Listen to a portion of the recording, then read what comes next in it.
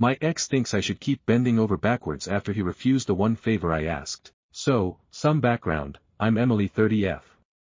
My ex-husband Greg 38M and I share 2 kids, Louisa 9F and Ted 7M. We divorced over 5 years ago. Honestly, it wasn't an ugly divorce, we just wanted different things. I was happy with 2 kids, he wanted more, and even therapy couldn't bridge that gap. Since then, we've co-parented pretty smoothly. No child support, true 50-50 split, and if one of us needed to swap weeks, we always worked it out. The goal has always been keeping the kids' lives steady.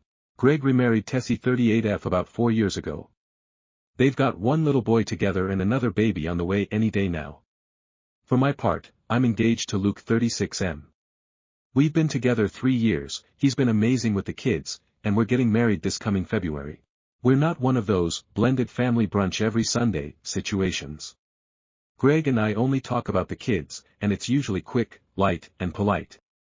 Our only hard rule was, meet the new partner before they meet the kids. We did that. It was fine. Why this is blowing up now? When Greg and Tessie got married, I kept the kids for 2 extra weeks so they could settle in after the wedding. When they had their first baby, I basically had the kids for a whole month while they adjusted. Of course, I still let the kids go over and meet their baby brother. So, a few weeks ago at Louisa's soccer game, Tessie casually mentioned her scheduled C-section. It landed in the middle of their custody week. I immediately said, of course I can take them. In fact, I offered to keep the kids 2 full weeks so she could recover and settle in.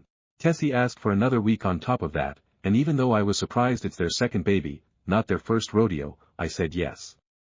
C-sections are no joke, and I want them to recover without worrying about the older kids. So everything was fine, until it came to my request. The honeymoon problem. Luke and I are planning a 3-week honeymoon. It's been on both of our bucket lists. It's not kid-friendly stuff, and we both felt like this was the time to do it. The plan was simple. Wedding is on my custody week. The kids would go to Greg's that night, then stay for his week. They'd also keep them for my following week, plus 1 extra day. So really, I was just asking Greg to cover one of my weeks, something I've done for him dozens of times. I sent him a quick text and followed up with a detailed email: flights, hotels, emergency contacts, everything. I thought it was sorted. Then came what Luke and I now call the manifesto. The manifesto. It was a full email, practically a rant. Highlights included: what kind of mother goes on a 3-week vacation without her kids? How dare you expect a young mother to take care of stepkids full-time while you gallivant around? Yes, gallivant. I don't think I've ever gallivanted in my life. You're a terrible co-parent for even suggesting this. We will not figure out your weeks for you. They hammered over and over that Tessie is a young mother. She's 38, so are you, Greg. Nice try. They framed it as me dumping my kids on them. Never mind that Greg would, also be there. I was floored. My petty phase. So, I got a little petty. I pulled up every text and email from the past 4 years and made a spreadsheet of who covered extra time. Turns out, Greg Tessie asked me 52 times, covering 87 nights. I asked them 8 times, covering 12 nights. I didn't send them the spreadsheet, but I kept it. Just to know I wasn't crazy. The truth is, I've been going way above and beyond. Luke or I pick up the kids from school every single day, even on Greg's weeks, because Tessie doesn't work and doesn't want to get the baby out. I do every doctor's appointment, every school conference, every midday parent thing. Greg's job isn't flexible, mine is. Louisa was diagnosed with type 1 diabetes. Insurance is through Greg's job, but I've been covering all the copays out of pocket because Greg once mentioned money was tight. Their son has meltdowns, he's being evaluated for autism. When things get overwhelming, they call me to pick up Louisa and Ted, even if I've had to cancel plans. Greg's been driving my old car for 7 months, no effort to replace it. Oh, and I've even been cleaning their cat's litter box sometimes because Tessie's pregnant and Louisa can't right now. I don't regret helping. I love my kids. But after that email, the goodwill is gone. The phone call. Before I could send a reply, Greg called. He apologized. Hard. Turns out Tessie wrote most of the manifesto in a hormonal panic, misreading my email. She thought I was asking them to keep the kids for 6 weeks. When in reality, it was just 1 week. Greg admitted the email was out of line and said 1 week was fine. I told him, damn right it was out of line. That was one of the most unhinged things I've ever read. I made it clear, I'll keep the kids during Tessie's C-section recovery, but once Greg's custody week starts, they're his responsibility. He will cover my honeymoon week, no excuses. All the extra favors end now. No more carpool, no more litter box, no more automatic. Emily will fix it. I told him point blank, if they start dumping responsibilities on me again, I'll file for primary custody. Aftermath. Tessie texted me an apology. It seemed sincere, but the damage is done. I'll be polite, but the days of me being their free childcare are over. Greg seemed embarrassed and honestly a little defeated.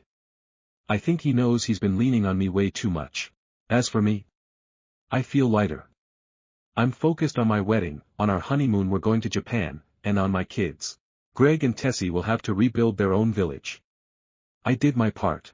Update, my ex and his wife blew up over my honeymoon request, but things took another turn. Hi everyone, thanks for all the comments and advice on my original post. I wasn't expecting it to get that much attention, but I really appreciated the perspective. A lot of you confirmed what I already knew deep down, that I've been overextending myself for way too long. So, a lot has happened since then. Buckle up. Tessie's apology. If you can call it that. The morning after the manifesto debacle, Tessie sent me this long text. It started out sounding like an apology, but then it got passive-aggressive real quick. She wrote something like, "Sorry for the misunderstanding. Hormones are wild right now and I thought you were trying to leave us with the kids for 6 weeks. Obviously, that wasn't the case, so my bad. That being said, I still don't think a good mother should be leaving her kids for 3 weeks, especially when they're this young. But that's your choice, so basically, not an apology. More like, sorry, but you're still a bad mom." I didn't respond right away. Instead, I screenshotted it, sent it to Greg, and told him, this is exactly why I said I'm done bending over backwards. If she wants to make digs, that's on her, but she can stop expecting me to babysit her kid and clean her litter box. Greg actually called me again and sounded embarrassed. He admitted Tessie can be dramatic when she's stressed. He asked me not to take her words personally. I told him, Greg, I literally don't have the emotional bandwidth to keep excusing her digs. We're not friends. We're co-parents. That's it, the C-section week. Fast forward to Tessie's scheduled C-section. Just like I promised, I kept Louisa and Ted for the 2 weeks before and after. Honestly, it was fine. The kids were excited about their new sibling, and I made sure they had cards, little gifts, and FaceTime calls to see the baby. But here's where it got messy. Halfway through that second week, Tessie texted me asking if I could just keep them a few more days, because she was still sore and Greg had to go back to work. I reminded her, Greg is their parent too. Once it's your week, they're going back. She got quiet after that. The kids went back as planned. But Louisa told me later that Tessie spent the first few days sighing loudly and saying, it must be nice for some moms to just check out when things get hard. I didn't say anything to Louisa other than, I'm sorry she said that. None of this is your fault. But inside, I was fuming. The honeymoon showdown. About a week later, Greg came by to pick up the kids and asked if we could talk face to face. He started off saying he understood my point about fairness and that he'd cover the week of the honeymoon. But then he slipped in, you know, Tessie's really struggling with you leaving for so long. She feels like it's selfish, and she's worried the kids will resent you. I cut him off right there. I told him, I've raised these kids for 9 years. They know how much I love them. Taking a vacation with my new husband doesn't erase that. Tessie's feelings are not my responsibility. She's projecting her insecurities onto me. If she's that stressed about being a stepmom, maybe she needs therapy, not more of my free time. Greg just kind of sat there, blinking. Then he said, you've changed, and honestly, he's right. I used to be the person who said yes to everything. But I told him, I've changed because I had to. You and Tessie were taking advantage of me. That ends now. The breaking point. Here's where it gets wild. 2 nights ago, Tessie called me at 10 p.m. in tears. She said Greg was working late, the baby wouldn't stop crying, and Louisa was refusing to help because she said she wasn't the mom. Tessie begged me to come over and just take the kids for the night so she could get some sleep. I said no. It was hard, because I genuinely felt bad for her. But I reminded her, you wanted these kids on your week. You told me I was selfish for asking for help. So, this is your responsibility. She hung up on me. Where things stand, Greg hasn't said much since that night. I think he knows I'm serious now. Tessie is clearly salty, but I don't care. I'll be polite, but I'm done cleaning up their messes. The kids are doing fine. Louisa actually told me she's glad I'm not always running over there anymore. She said it makes her feel like I put her and Ted first. That broke my heart, because clearly she noticed more than I realized. Luke, bless him, has been my rock through this whole mess. He keeps saying, this is just growing pains. They leaned on you too much, and now they have to adjust. And he's right. We're 6 months away from our wedding. My dress is picked, our honeymoon is booked, and I finally feel like I've set the boundaries I should have set years ago. Final thought, Greg and Tessie can figure it out. I'll always support my kids, but I'm not their on-call backup anymore. Update 2, back from the honeymoon, and things exploded again. Hi everyone, I'm back with another update. Honestly, I didn't think I'd have to write again, but since my last post, a lot has happened. And after our honeymoon, things reached a boiling point. The honeymoon. Luke and I went on our 3-week honeymoon to Greece and Italy. It was beautiful, the kind of trip we both dreamed about. For the first time in years, I wasn't stressing over work, the kids' school schedules, or whether Greg and Tessie needed me for something. The kids stayed with Greg the first week and then with my mom the following 2 weeks. My mom adored having them, and Louisa later told me it felt like a vacation for her too because Grandma spoiled them with pizza nights, movie marathons, and trips to the zoo. So already, my decision to stand my ground paid off. The kids were fine.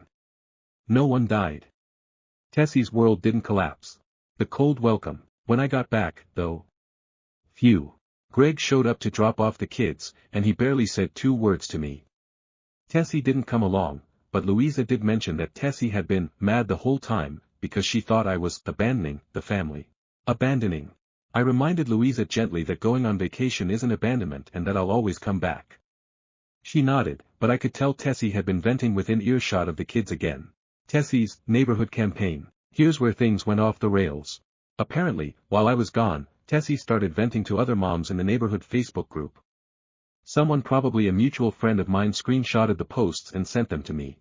She basically wrote a mini essay about how some women think they can just walk away from their responsibilities as mothers, and how it's sad when biological moms put themselves first and leave stepmoms to pick up the pieces. It was very obvious she was talking about me.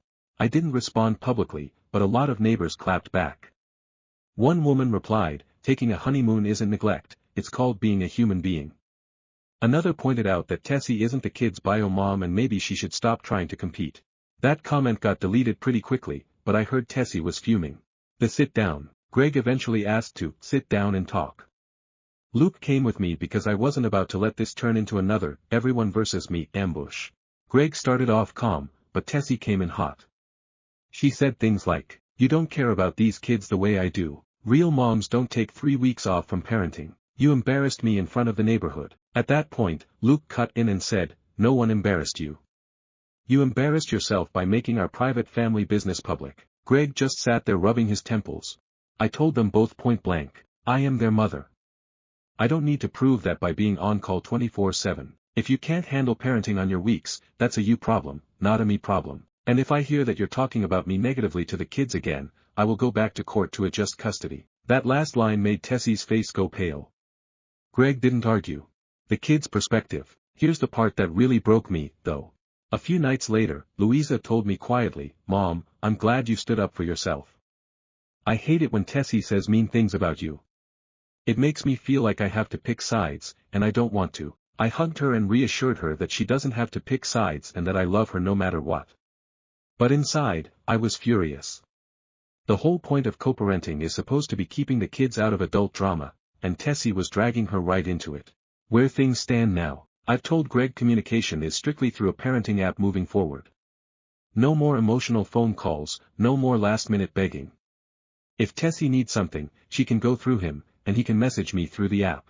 I've pulled back on helping out completely. I don't pick up their slack anymore. And surprisingly, the kids are thriving. Turns out consistency matters more than constant chaos. Tessie is still icy toward me, but I don't care. She can stay mad. Luke keeps reminding me that boundaries don't always feel comfortable at first, especially when people are used to walking all over you. And he's right. But for the first time in years, I feel like I'm actually living my life, not theirs. So yeah, that's where we're at. I know some people might say I was harsh, but I think this was a long time coming. Final update, months later, the aftermath. Hi again, Reddit. I wasn't sure I'd ever be back, but enough people asked for closure, and honestly, so much has happened since my last post that it feels like the right time to write a final update. It's been about 8 months since my honeymoon drama, and wow, things look very different now. The fallout after the sit-down. After my last update, Greg and Tessie went very quiet for a while. For a couple of months, exchanges of the kids were civil, if tense. Communication through the parenting app kept things short and to the point, and I stuck firmly to boundaries. But, as many of you predicted, Tessie couldn't let it go. She started making passive-aggressive comments in group chats with mutual friends. Stuff like, some moms are only moms when it's convenient, or, not everyone takes marriage seriously enough to put family first. It didn't take long before people started muting her, and eventually, Greg asked her to chill because it was making them both look bad. That did not go over well. The custody drama. One weekend, Louisa came home very upset.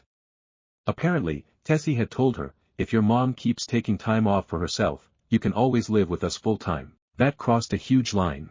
I called Greg immediately and told him flat out, Tessie is not allowed to talk to my kids about custody.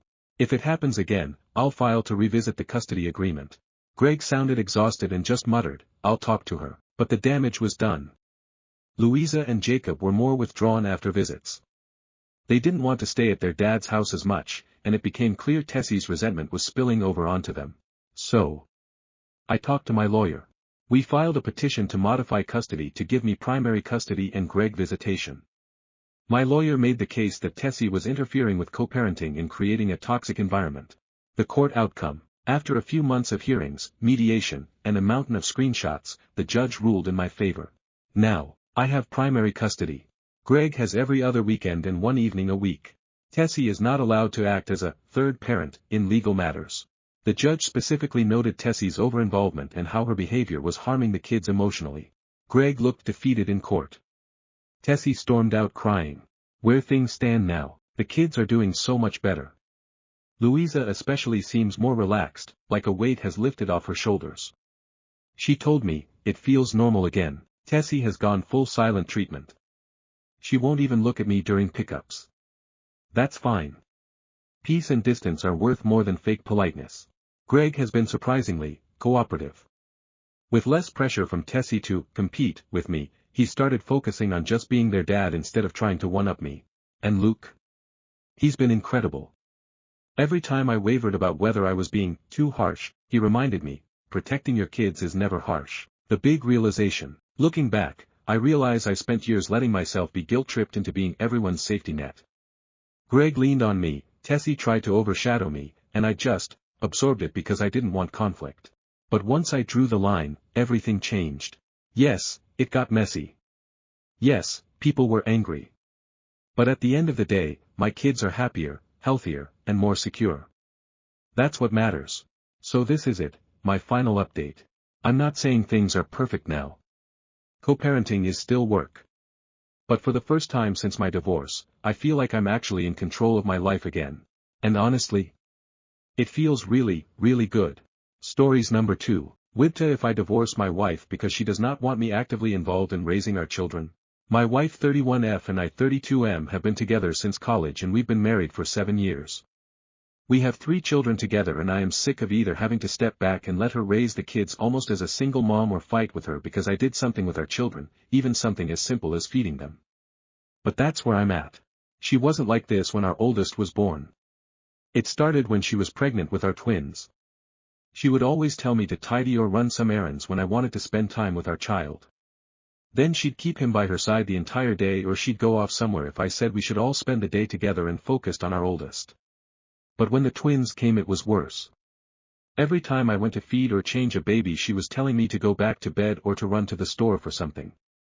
Whenever she caught me holding and doing anything with one of our kids it was like I was committing a crime.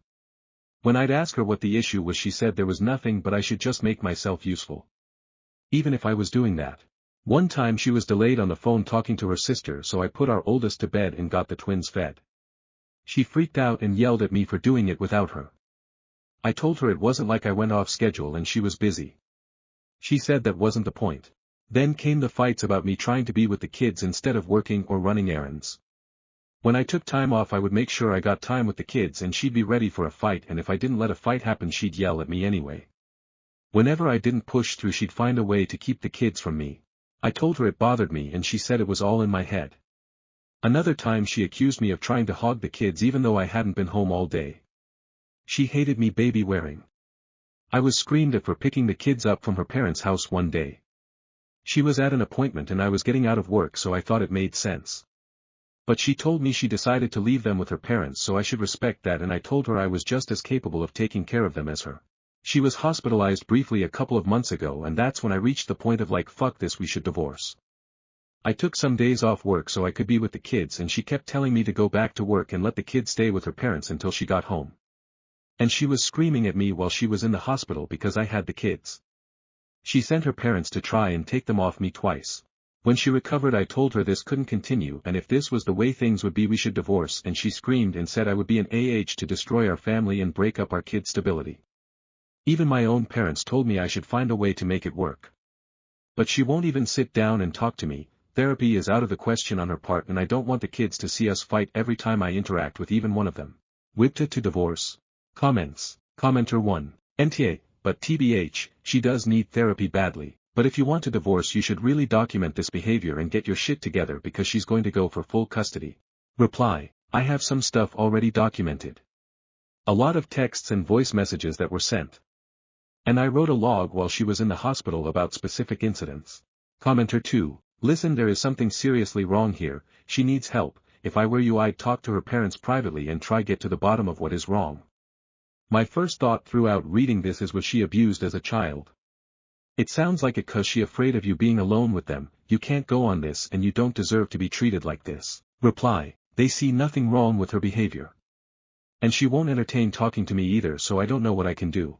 Commenter 3. Op. I grew up with a mother very much like your wife. I'm in my 30s and still healing almost a decade after she passed, which was, sadly, much better for me. She was absolutely hateful to my father if she even so much as caught him giving us hugs. My father was a very kind and gentle man.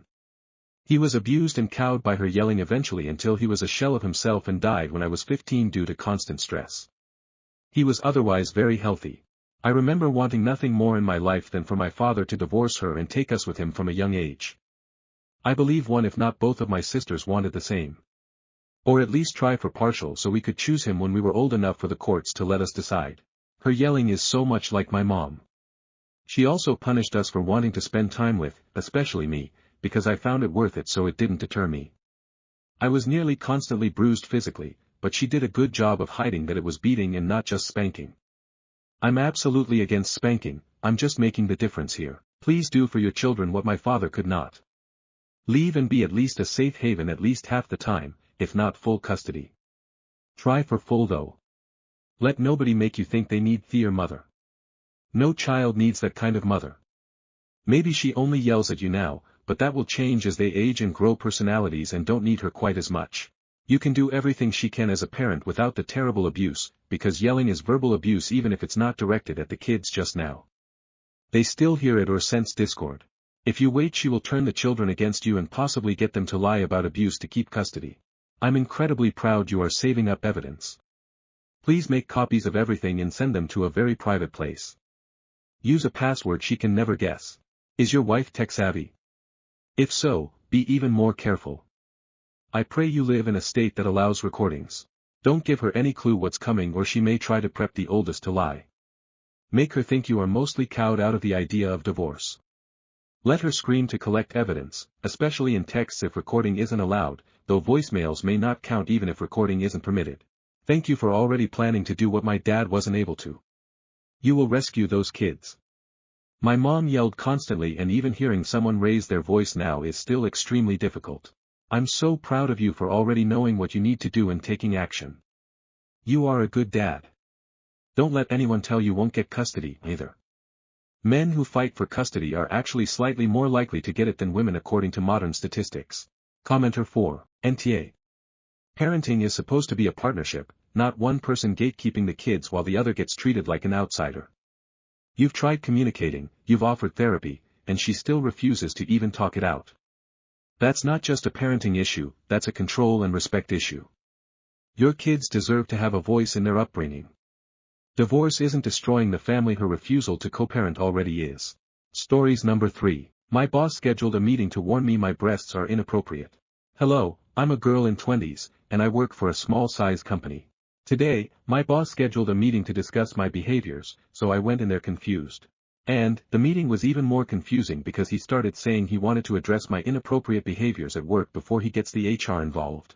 I was very confused because I don't do anything like that, so I asked him if he can please clarify, and he started telling me that my breasts and how I handle them are highly inappropriate for workplace.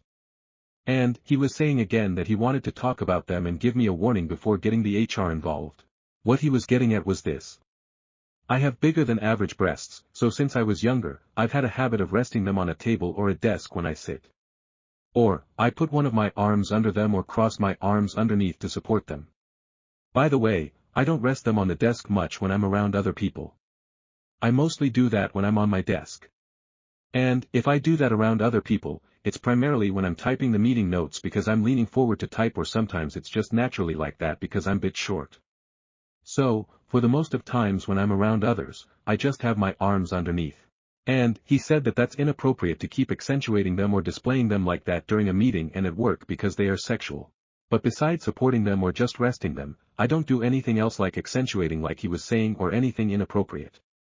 And, I've never had anyone telling me something like that before. And also, he mentioned that a lot of my clothes are inappropriate for work too, saying the same thing. But I never wear anything inappropriate or anything that shows even a little bit of cleavage or skin, and that's just how my clothes fit me. It was really uncomfortable to talk about my body, clothes, and even underwear briefly with him for like almost half an hour. But, since it was like a meeting he scheduled and he himself mentioned HR first, I can't even tell if it was appropriate or legal for him to tell me that and tell me to fix how I sit or my postures. And, since I felt really uncomfortable and embarrassed, I kind of want to go talk to HR about it. But, since he mentioned HR involvement first, I'm kind of scared to go now. And also, since it wasn't like a comment or a joke and since it was like a serious meeting, I don't even know if he was being weird or if it's a harassment. Can you please give me some advice on what I should do? I'm not sure if I can or should go to HR, and also I'm worried that going to HR would have negative impact on me and I don't know if what I talk with HR is confidential. I'm just very confused about what happened, especially it was uncomfortable but also it was in a sort of professional manner. Comments. Commenter 1. Absolutely go to HR. Ask for it to be recorded. Commenter 2. You need to write an email CC HR about these whole conversation to your boss. In regards to my behavior that you scheduled and the topic I wanted to corroborate with HR. Quote him. Commenter 3. OP can always email HR for guidance.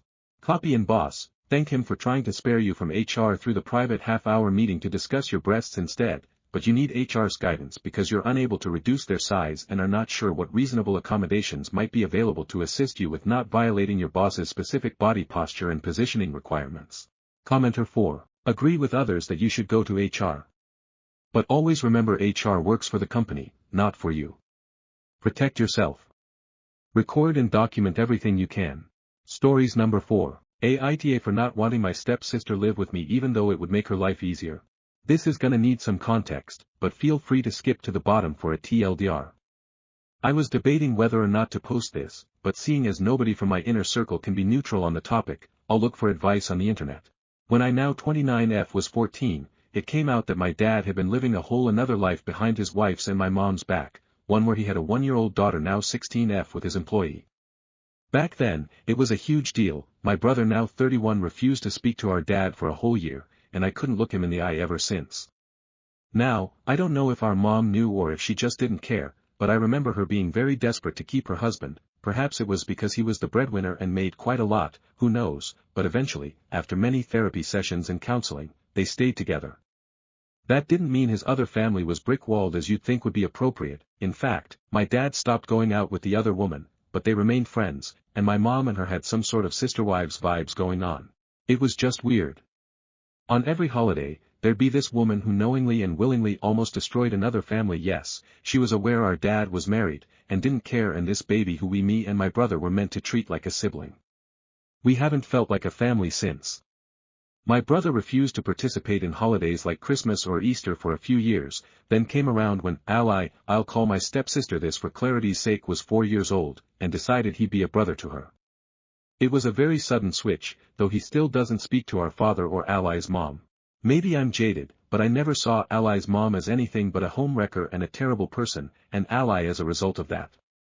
I know my dad is to blame as well, but back then, it was easier to be angry at them than at my dad. I never saw Ally as a sister, and made it clear. That resulted in some familial tension that continues to this day. It would be really hard to list everything that happened here, so I won't, and I'll get to the main issue at hand. So, Ally recently decided to change schools because of some issues I'm not interested in. For clarification, my country's high schools can have specific specializations, like art, confectionery, hairdressing, and so on. These are just the first ones I could think of, but I'm just not sure how common it is. Ally used to study in grammar school high school that has no specific field, but is usually a stepping stone between high school and college, but it was apparently too demanding and she decided to drop out and pursue an art school. She's not an extraordinary artist for her age, but good enough to get accepted into a pretty good art school that happens to be near me. Ally and her mom live close to my parents, and my parents live solid 3 hours away from me, so getting to and from school would be difficult for her, but not impossible. 2 days ago, we had a family dinner. Yes, Ally and her mom were invited, much to my dismay where the issue was brought up. They talked around the topic, maybe expecting me to pipe up and open my doors for her, but I didn't, so they eventually asked flat out if I could let Ally live with me for the school year. She'd be there from Monday to Friday, and be at home for any holidays and such. I also work in art and am an illustrator, so they think it would be beneficial for Ally to spend time around real artists, which is hilarious because they called my profession useless. Here are my reasons for declining. There is an option of dorms just outside of campus. The living conditions are good, not a 5-star hotel but good nonetheless. I don't like Ally and have made that clear. We have absolutely no relationship.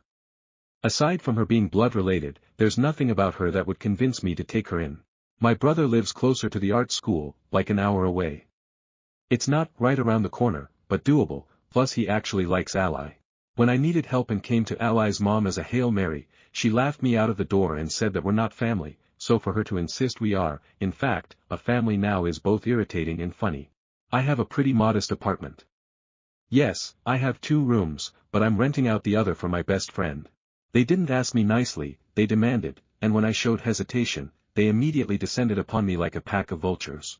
Apparently, Ally doesn't want to live with a stranger in a dorm, something about anxiety, which, while I can sympathize, I also lived in dorms with 2 strangers that didn't even like me. She's my sister despite it all and God wanted us to be a family. I'm atheist. My brother's girlfriend is currently pregnant with a baby soon due and he doesn't want to bring Ally into all of that. Plus his girlfriend is nervous around strangers, which is the last thing she needs. I should kick out my roommate in favor of family, and it should be a no-brainer to let my sister live with me. Again, she's not my sister, I don't know her, and I never put in the effort to get to know her, nor do I want to. I don't want to know if I'm the asshole for that. I guess I am because it's not her fault she came to the world like this. Anyway, I wanted to think about it for a bit and then turn them down to at least pretend to seriously consider it, but with how the evening devolved from calm and peaceful to yelling and demanding in a matter of seconds, I said no immediately and remained firm on my stance. Everything calmed down when Ally ran out of the house, back to her house, I assume. Then, I was asked to leave, which I was already doing, and was told we'll discuss the matter when I'm ready to act like an adult, in which case I better sign up for kindergarten before they're all full. I made it clear, and when Ally's mom messaged me to discuss the topic, I left her on read, and when my dad called me, I didn't pick up. I won't put up with them yelling and demanding as if that would change my mind. TLDR, my stepsister from my dad's affair wants to move in with me for an easier commute, but I didn't agree. Now everyone's on my back about this. Relevant comments. Commenter 1. NTA, but be prepared for them to just show up with a moving truck full of her stuff. Warn tour roommate and don't let them in. Reply. I'd laugh, but I know they may actually decide to drop off Ally on my doorstep. They're the sort of my way or the highway people. Commenter 2. Block them. It's not your responsibility. If it's so important to them, maybe her mother should move closer to the school and not force a 16-year-old into a place that she isn't wanted. I wouldn't go over there. It seems like there's a lot of drama and not a good place to be around. Very toxic. Why would you want to continuously put yourself through a very toxic, unhealthy dynamic? I think therapy would help you never hate what you're going through, but I wouldn't associate with them. You can love them from a distance. Reply. They touched on that. Ally's mom considered moving, but it would be a hassle for her to get a job there. Also, I put up with it because, for the most part, we have a good relationship, not counting the two that I don't consider my family. We meet 2 times in a month, sometimes more sometimes less, and keep in touch via WhatsApp, but these Sunday outings are common. OOP added more of the dinner plan in the comments. Once Ally left, Dad and his ex-side chick told me they've already told her she'll have to act super nice and respectful for me to agree to take her in, so I guess me going, no, was a bit of a blow. She was apparently even saving up money so she can help with the bills, although I must say my dad likes to fluff up his statements so they sound better, so maybe he was lying, I don't know. Still, pretty fucked up of them to act like I'll agree to this kid. OOP on why her mom agreed to stay with her father and put up with all of this. I didn't talk much to my mom since I witnessed her literally beg on her knees to not leave her for this 20-something-year-old, that was, as kids say, pretty cringe. But from what I understand, my mom was like, well, it happened, better make the best of it, and really tried her best to bury any resentment she had in order to have a relationship with Ally.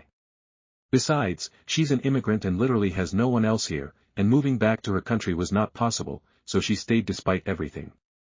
Both my brother and me have proposed her divorcing him and moving in with us. We even started the process of renting out a bigger house together so our mom can live with us, but she decided to cancel it last minute. It's really sad. What's worse is my dad was ready to leave her for his side chick, but she convinced him to stay. I pity her above all. And more on the dinners and strange dynamic. Oh my god, you have no idea. Ally and Ally's mom aren't invited over every single time, but when they are, me and my brother get either no warning or a warning 5 minutes before we get there. Maybe they're forgetful, but I also wouldn't put it above them to do this intentionally. They know I hate Ally's mom and feel very ambivalent about Ally herself, so I wouldn't attend if I knew beforehand. My parents' house has 2 extra bedrooms, and Ally's mom sometimes sleep there. It's so fucking weird. They don't sleep there often, if my parents are to be believed, and it's so shocking my mom went from a proud, headstrong woman to being borderline cucked in plain sight and under her own roof. It's kind of cathartic to let all of this out. My friend who I live with sees my point, others excuse it or outright call me the asshole, not to mention how fine my brother seems with everything. One Sunday, I walked in and saw Ally's mom in a towel and brushing her teeth and I just left. Super quick update, the thing I feared the most happened. Currently, Ally is in my room after appearing out of nowhere in front of my apartment, with my friend letting her in after she started having a mental breakdown in the hall. I really didn't think this would happen. I thought about it, but more so in the humorous, what if, way. I think my father and Ally's mom divorced themselves from reality if they thought I'd let this shit slide. I'll update later. Update, so sorry for the late update, I wanted to update as soon as possible, but things just sort of kept happening. Anyways, on the day of my super quick update, as I said, Ally materialized in front of my apartment. My best friend called me after letting her in, and I started calling Molly. I'll call that the XAP first. Molly didn't pick up. Then I called my dad, left him a dozen of missed calls before I finally got in front of my apartment complex, and he finally picked up. He responded to my polite request of getting Ally the fuck out of my apartment with a counterargument of just letting it be, and then de-escalated to a, I'll pick her up tomorrow. I explained he'll pick her up from a police station tomorrow, and he has until midnight to get his or Molly's ass here if they don't want me to file a report. I know, I should have done that ASAP, but just like everything, it's more complex than that. Besides, Molly has a charge already, petty theft, nothing serious or crazy, so I guess she'd rather not pile on another. When I got home, Ally was crying on the sofa. My roommate quickly filled me in. Ally came, was shocked to see my roommate instead of me and asked if my roomie was visiting or leaving. My roomie said she was neither visiting nor leaving. That started a one-sided argument with Ally becoming more and more louder with my roommate shushing her, before she started to have some sort of breakdown. I wasn't there and my roommate kept referring to it as a panic attack, and I have no reason to doubt her. Ally then switched up and started screaming at me, about how I'm a horrible sister, a liar, a leech, and more names. I can understand horrible sister, but a leech and a liar. I eventually managed to get her to calm down and speak to me without alerting the whole floor about our little family drama and got the following results. Molly and my dad were, for at least 6 months or ever since Ally decided to drop out of her previous high school, the stepping stone, using the idea of living with me and going to a nice art high school as a leverage. Stuff like get good grades or you won't live with me, which what? She was leaving that school anyway, clean your room or, turn in your phone or, and there were some more damaging requests like dropping certain friends, deleting social media, etc. Basically Ally was hinging on living with me for a long time now. I can't lie, I felt so bad for her. I didn't doubt the validity of her claims because that's the stuff my dad used to do to get me and my brother motivated, promise us something big, hold it over our heads, and then it was a coin toss on whether or not he'd deliver. Molly told Ally that I actually agreed to some trial run for a week, after which she'd come back home to her dad's and spend the rest of the summer preparing for the big move. I have no idea why they promised that when they knew I was against it. Maybe they were banking on me rolling over on my back and taking it, since I did take a step back numerous times to keep the peace, unfortunately, and they thought that since Ally would be there, I wouldn't dare crush her dream. Although it sucked, it was the first time me and Ally had a genuine discussion. It was 40% shitting on our common parent, 40% shitting on Molly, and the rest was talking about art. I'm not saying I love her now and will adopt her, but there is silver lining to every cloud. She then went to sleep on my bed while I waited for her parents to show up. My dad did at like 11 p.m. and he was so mad to find out Ally was asleep and wondered why didn't I just let her sleep here for the night, but not as angry as me. After hearing out Ally's side of the story, I was really curious about his, and while, at the very least, he took it like a man, he couldn't really defend himself. Granted, I ranted for solid 5 minutes at the speed of a seasoned rapper, so when he finally got a word in, he probably forgot or didn't understand a good part of it. He just told me he will call me later about this. Well, it's later. I'm really curious about the conclusion to all of this. I'm so emotionally drained that I could barely work and slept in my friend's bed tonight. Platonic, we've been doing this since we were kids. Also, thank you for the comments and the advice. I wound up not really able to use it this time, but I made a list of everything I need to do and will focus on that whenever I manage to find a sliver of life within me. Update, Aita for not wanting my stepsister live with me even though it would make her life easier. I apologize for my silence. I wanted to update sooner, but things just kept happening and I didn't have the time nor the energy to update. Anyways, thanks everyone for the advice and for assuring me I'm not crazy, though I'm not sure this update is necessarily a happy one. For those who didn't see my small update at the end of my first post and were interested where the story goes, Ally my half-sister showed up at my door comically soon after my post, and I threatened my dad to come pick her up or I will call the police. He did, and told me he'll explain everything, though it took him a while to get to that. I assume he wanted to placate me to not bother him anymore, but I visited him last week to talk face to face, and he couldn't really run back into a corner. What I learned was kinda crazy. Ally's mom, I think I called her Molly in my last post, is actually doing really bad finance-wise. You could chalk it up to her brain not being fully cooked before having a child, but I'd like to say it's because Molly is a child herself in many aspects.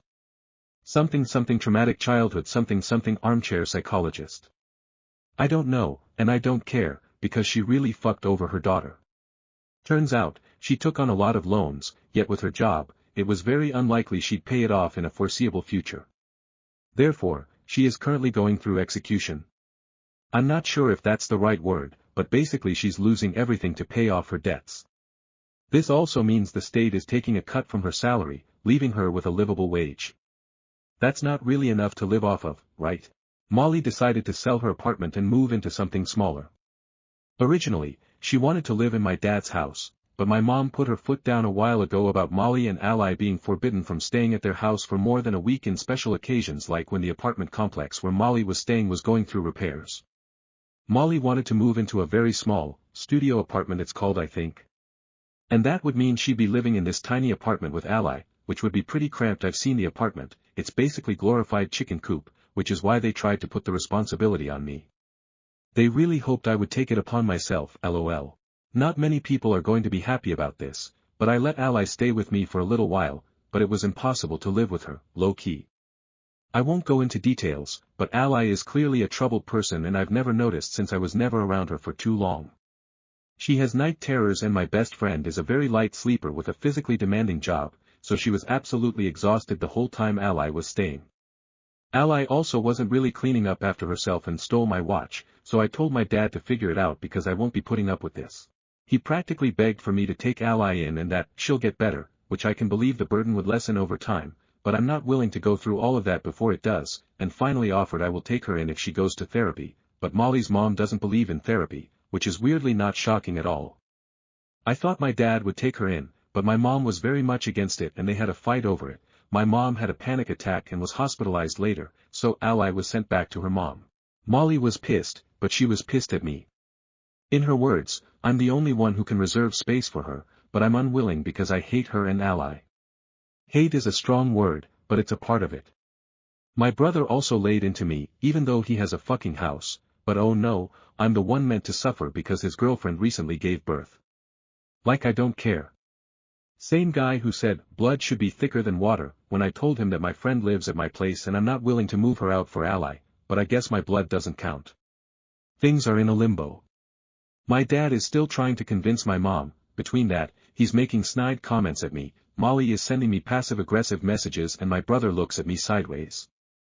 I'm considering going full no contact at this point. It genuinely hurts seeing all my family turn on me. At least I have my best friend. I'm so mad I let her be exhausted for such a long time and that I caved into my dad, but I'm so grateful she still sticks with me. I don't know if I'll update again, but I will try to if anything else happens. Again, thank you for the comments assuring me I'm not a heartless wench and all the advice. Relevant comments. Commenter 1. You poor thing. NTA, go no contact, get yourself to therapy if you can. Your side comments about the way your father treated your brother and you make me think you would find it helpful. What are you getting out of being in contact with this soap opera? Reply, entertainment. Perhaps in hindsight, I'll get a good laugh out of it, lol. But now, aside from being bombarded with messages telling me how horrible I am, I literally get nothing out of it. It's hard to go no contact and I'm already low contact, but as much as I don't want to, I worry I'll go actually insane like all these people if I don't. Stories number 5. Wife used my secrets and passed against me. I feel broken. I do not even know how to write this because my head feels like it is splitting in two. I keep hearing the words again and I cannot believe they came out of her mouth. Reposting cause there were some grammatical mistakes. We have been married 14 years. We built what I thought was a stable life together. 2 kids, our son who is 12 and our daughter who just turned 11. They are my entire world. When I look at them I feel the kind of love I never knew existed, because the truth is I never experienced that kind of love as a child myself. That is something my wife has always known about me, though it took years before I could say it out loud. When we first got married she noticed how I never talked about my parents. She noticed I avoided talking about childhood. She would tell me her stories, warm holiday memories, her parents decorating the house, sibling arguments that turned funny later. I would just nod and smile. She told me she wanted to understand me better, to really know me. Over the years she kept pressing, until one day she begged me to open up. So I did. 7 years ago I finally told her everything. I told her I was never meant to be here. I was the 4th child after 3 siblings, a failed contraception baby. An accident, that is the word my parents used. They reminded me constantly that they did not want me. It was not subtle. It was not hidden. It was spoken outright. I told her about the amusement park when I was 9. The day they tried to get rid of me. They left me behind on purpose. I knew it even at that age. They thought I would panic, wander off, and disappear. What they did not expect was that I had already memorized the road home. Hours later they acted like it had been a mistake, like they lost me in the crowd, but I knew what it was. I knew what they had intended. I told her about the night my father wrapped his hands around my throat and squeezed until the world went dark at the edges. I could not breathe. My head felt like it would explode. To this day I do not know why he let go. Maybe my mother walked in, maybe something inside him pulled back at the last second. Whatever it was, I lived. Barely, but I lived. I told her about the food. How some nights everyone else ate and I sat there watching.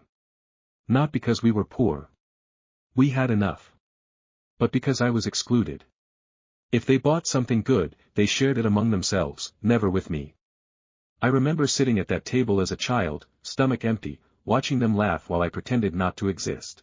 I told her how they never missed a chance to remind me I was an accident. My parents said it. My siblings picked it up. It became the running joke. That I should not exist. That I was the mistake they could not erase. I told her how once they admitted they had planned to abort me but never went through with it. They said it with no hesitation, as if it were a casual piece of trivia, not a dagger to my chest. And I told her about the winter night when my father locked me outside as punishment for something I did not even do. I was maybe 10. It was freezing. I stood out there shivering, crying, my teeth rattling. I honestly thought I would not make it through the night. A neighbor eventually saw me and banged on the door until my mother opened it. That neighbor probably saved me. These are the things I poured out to my wife. It was not easy. I remember shaking as I said them. I remember how exposed I felt, like I had ripped open scars I had carefully hidden for years. She hugged me after. She told me she was glad I trusted her. She promised she would never throw those things back at me. Last night she broke that promise. We argued. It was stupid. It started with our son's homework. She said I was too soft on him, that I let things slide. I said she was too harsh. It escalated. We were both defensive. One of those arguments where you forget the point and just keep trying to win. And then she said it. She looked straight at me and said maybe my father should have finished what he started that night. I don't even deserve to have a family, let alone children. That maybe it would have been better if I had not survived. That I was never wanted anyway and I was the one who told her so. I froze. I actually thought for a second that I misheard her. But she said it again. Calmly. As if she believed she was simply pointing out a truth. I cannot describe what it did to me. I have had cruel things said to me before in my life. I have been insulted, mocked, belittled. I know how to brush words off. But this was different. This was the one person I let into the deepest part of me. She took my pain and turned it into a weapon. I just stood there in silence. I did not even yell back. I could not. It felt like something shattered inside me. The rest of the night I barely spoke. She acted normal. Like nothing had happened. I went to the spare bedroom and stayed there. I lay awake the entire night hearing her words over and over, blending with my parents' voices from years ago. Their cruel jokes, their reminders that I was unwanted, all coming back with her voice layered on top. I thought about the rage I carried as a teenager. How I used to wish my mother would die painfully. I thought those feelings were buried deep, but last night she dug them up and threw them right back at me. I cannot move past it. This morning she was cheerful, as if none of it had happened. I could barely look at her. All I could think was that something inside me had broken. I do not know if it can ever be repaired. Now I am sitting here thinking about divorce. Or at least separation. I do not even know how to start. I do not know what lawyer to call. I do not know how to explain to the kids why their parents are breaking apart. Part of me wonders if I am overreacting, if this is just a fight gone too far. But I know myself. I know I am not overreacting. Because I cannot imagine ever forgetting what she said. Usually I move on. From almost anything. I swallow pain, bury it, keep going. But this is not something I can just swallow. This is different. She went to the deepest wound I have and drove the knife in. I need to say this clearly. I need validation. I need someone to tell me I am not crazy for feeling this broken. I need condolences, because I feel like I am spiraling replaying her words in my head. I thought my past was behind me. I thought I had buried it and moved on. Last night showed me I was wrong. It is not buried. It is alive and it can be used against me by the very person I trusted most. And I do not know how I could ever forgive that. Comments. Commenter 1. You shouldn't divorce her. Words matter, it's over. Reply. IG so, thinking of starting with separation so that the children adjust a few weeks then OFC I am asking some people for advice regarding lawyers. Commenter 2. I opened up to an ex about SA. She used it against me in a fight. I don't open up anymore. Sorry you had what happened to you. Reply. I will try to in a few weeks. Hope you are doing better in life. Commenter 3. OP, for the love of God, please file for divorce. What she said is unforgivable. It's evil. No one with a soul or conscience would say something like that. The fact that it was cool and deliberate, and not in the heat of the moment, makes it worse. Commenter 4. Damn, just reading that from probably thousands of miles away hurts. So sorry for you. You are not crazy. This is so vile. I have no idea what I would do if I were you, but I completely agree that this is not a small thing. Stories number 6. Long distance girlfriend 28F has close male friend who likes her, I'm 28M wondering what to do. Relationships. My girlfriend is righteous, fair, and caring to the extreme. She wouldn't hurt a fly. Case in point, I once killed an ant that was on the table and she actually cried, with real tears. Because she cares, and because she can't see any being, no matter which one, be in pain. Now, on to my issue, we're in a long-distance relationship, and there's this guy at her work that is really, desperately in love with her in my opinion. It started out as them becoming running partners while she was preparing for a marathon. They run together 3 times a week, before work. And long runs at that, sometimes 20 to 30K. They talk a lot during those and got to know each other. Then they hang out at work. They eat together and talk more.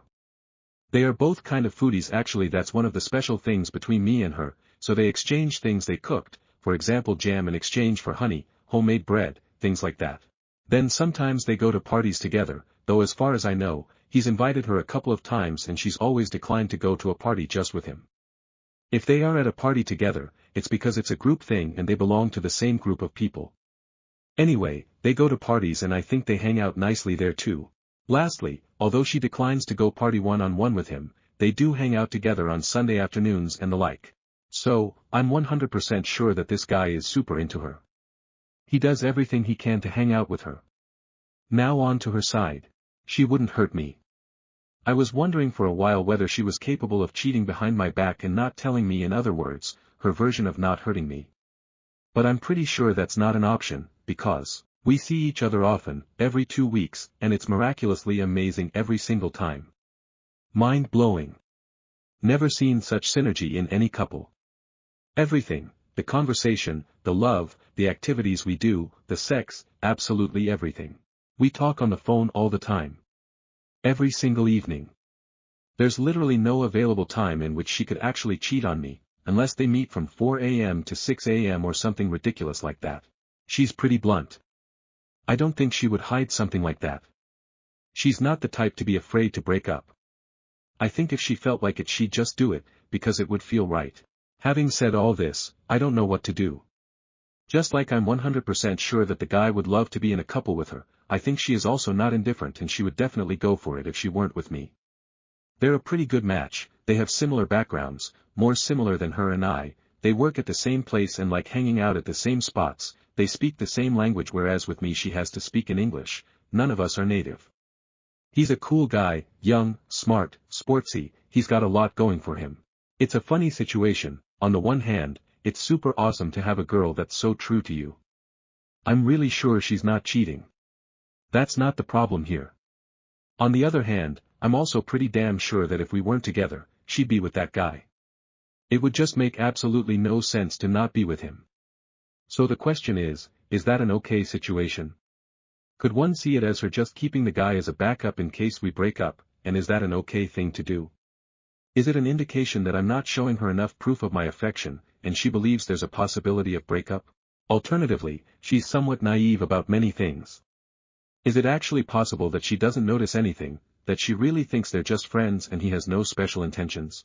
On the possibility that she's afraid of a breakup and keeps him a backup, unfortunately I can't go much further with our current situation to give her a promise of security. We're long distance so I wouldn't do anything crazy like proposing to her when we've never lived together. I guess the only reasonable thing I could do is quit my job and move to her city, but I love my job so much and I'm doing so well at it that it would be really hard for me to do that. Note that for the eventual plan, when we'd move in together, we would go to a city where I can keep working for the same company. There are many such cities, but sadly the one she lives in is not one of those where we have an office. I almost feel bad because they'd be such a great couple. I feel like I should just make it easy for her and let her be with that guy, be done with the long distance, let them be married in their city and have a happy life together. With me, we have another 1 to 2 years of long distance to get through, and then we probably have to both move to another city to be together. We've talked a lot about it, we're both okay with that plan, we both can't wait to move in together, but when you take a step back it would just make so much more sense for them to be together instead. I guess sometimes love does strange things. I don't know if I should bring this up to her at all, as I said, nothing bad is actually happening at the moment. I just want to avoid that in 1 year she suddenly has a change of heart and goes with him, and we all realize we lost 1 year of our lives. And frankly if that happens the two of them would still be fine, but the biggest loser would be me, since I'd be all alone and I'd have to start everything over. The stupidest part is that this wouldn't be a question at all if we lived in the same city, because then she'd obviously spend all her time with me and she wouldn't have this enormous amount of time spent with this other guy. I don't know what to do. I'm happy with her, and she's happy with me. I just don't want to wake up one day and realize it was all a waste. I'm in my prime years now, I won't be anymore in 2 to 3 years. Edit, maybe a reasonable thing to do would be to talk to the guy. There aren't many opportunities for me to do so, but he might be at a gathering that we're going to attend next weekend. Sorry, don't want to give too many details. TLDR, long-distance girlfriend has male friend who's really into her and they spend lots of time together. She's not cheating physically, but what's the best thing to do? Relevant comments. Commenter 1. I think the problem here is the vast amount of time she is spending one-on-one with a guy that isn't you. Even though these aren't official dates, she has been effectively dating this guy for a long while. I personally wouldn't feel comfortable with that. I would just sit her down and discuss it. Commenter 2. May I ask why you think this is not a form of cheating? In my male mind, I consider this a kind of emotional cheating. It astounds me that many women can easily consider getting emotional support from men who are just friends, or at least that's what they would have us believe. All men I know consider this kind of emotional intimacy, love and sex to go hand in hand, as in a relationship. Personally, I feel that your GF is filling a void and probably is waiting for you to do something about it, either break up or close the distance. You seem to be leaning toward the former. Either way, you need to make the move if you want peace of mind. Commenter 3. I wouldn't talk to the guy. But I would talk to your girlfriend about setting a few more boundaries. I personally would feel like this friendship had passed into the relationship zone a long time ago. You are effectively being cuckolded by this guy, he's dating your GF and you know he is, and you let your girlfriend continue dating him. Final update. TLDR, 5 years ago, my girlfriend was really close with this guy. It made me feel terrible. I brought it up with her and here's what happened. I brought up the topic and she was super cool about it. She was surprised and she said that it was just friendship on her side. However, she went up to the guy and asked him if he saw things the same way. He said he didn't, he was actually into her. So, she told him that she's with me and that they need to stop hanging out. It was never an issue after that, we still met him at a few parties, but it didn't make me feel bad at all. Reading the old post made me smile. It felt like a big issue back then, but she solved it so swiftly. I'm really thankful to her. We've had the most wonderful relationship since then and even before then. We're 33 years old now and still going strong together. We moved in together a couple of years ago and it's been amazing living together, traveling together, being together all the time. She's still so sweet, I love her with the bottom of my heart, and it's obvious she loves me too. You never know how these things will turn out, but ours is a story to fill your hearts with hope and love. P.S. Now I'll delete the password to this throwaway and any reference to it on my computer. It feels nice to close the loop. Relevant comments. Commenter 1. I love getting an update and realizing the original post is from 5 years ago. Your GF did such a wonderful job resolving the issue. Congratulations to you both, you sound like lovely people, both of you. Commenter 2. I've just read the old post and I thought it's totally friendship from her side but not his. I've had friendships that were most definitely friendship from my side but not the men. They were just using the friendship to get in my knickers.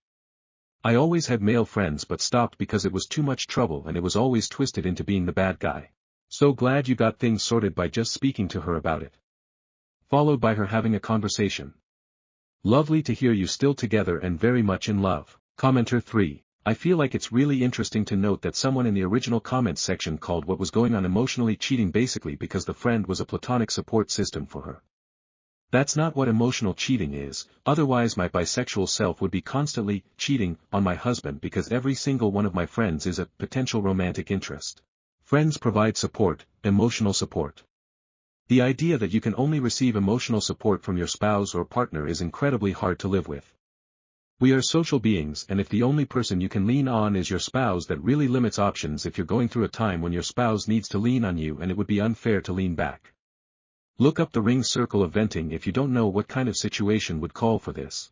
Essentially, we all need friends. It sucks that OP's GF had found a friend with an ulterior motive, but we should all be open to the idea that friends do come in all shapes and sizes and are incredibly valuable for us. Your spouse cannot be expected to always provide the brunt of emotional support one may need. It's unfair and unrealistic. Commenter 4. Absolutely amazing to see one of these posts end the right way. She didn't call you insecure, controlling, etc. She heard you out, asked the guy and actually ended the friendship when she realized it wasn't healthy for your relationship.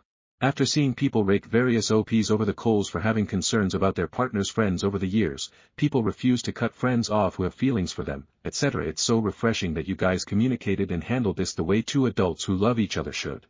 Stories number 7. Aita for not wearing the gifts my husband bought me after he reminded me it's his money. So my husband and I have been married for a few years now.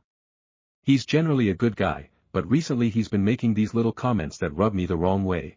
For example, he's bought me some nice things in the past like a necklace, a bag, and even a pair of shoes. Nothing crazy designer, but still thoughtful. I wore them proudly because they were gifts from him. But then the other day during a small disagreement about bills, he randomly said something like, "Well, it's my money that paid for all your stuff anyway." That stung. To me, a gift is supposed to be a gift. Not something I feel I have to owe him for later. So, out of spite, maybe petty, I'll admit, I stopped wearing and using the things he bought me. Instead, I've just been going back to my old stuff or using things I purchased myself. He noticed pretty quickly and asked why I don't wear the necklace anymore. I told him, because you made it sound like it isn't really mine. He got defensive and said I was overreacting, and that he only said it because he was frustrated about money in that moment. Now he thinks I'm being dramatic and purposely trying to hurt his feelings by rejecting his gifts. I feel like I'm just setting a boundary. I don't want to use things that are going to be thrown back in my face later. So, Aita for not wearing the gifts he gave me after he reminded me they were bought with his money. Comments. Commenter 1. You have bigger issues at play here. Of course it's not his money, it's yours too. Therapy is recommended. Make sure you both like the therapist. That's important. Reply. Yeah, you're right, it does feel like a bigger issue than just the gifts. I think what really hurt me was the way he worded it, because it made me feel like I wasn't contributing or like I had to earn the gifts back somehow. I don't want us to get stuck in that mindset. Therapy might actually help us communicate better before little things turn into big ones. And good point about finding a therapist we both feel comfortable with. Commenter 2. My ex was famous for I only said that because I was angry. He felt that things said in anger shouldn't actually count. I tried to tell him that he couldn't unsay them. He could get especially nasty when speaking in anger. After we split, he got angry with our youngest. He cried that he was being persecuted for disciplining his own child. I told him how hurtful and nasty he was when angry. I told him he couldn't take those things back. He said they came from somewhere inside him, he couldn't just erase them because he wasn't angry anymore. He couldn't understand why his relationship with our daughter collapsed. Your husband needs to realize that you don't actually say things in anger that you don't mean. You just say things you wouldn't say if your filters were working. If he's not open to an honest conversation, couples counseling might help. Commenter 3. NTA. He's trying to buy you something and hold it over your head. I would do the same thing you did and just return to being hyper-independent. Show him you don't need the things he bought. Show him you can provide for yourself. I went through something similar with my husband. He used to accuse me of spending too much money like I was going on shopping sprees or something. So I just stopped shopping for a month. He literally flipped that we were out of food, cleaning products, diapers and laundry detergent etc. My response? Yeah. Sounds like someone should go shopping. To his credit he actually did go shopping and the entire time all he did was text me about how expensive everything was. I said, "NOSHIT." It worked.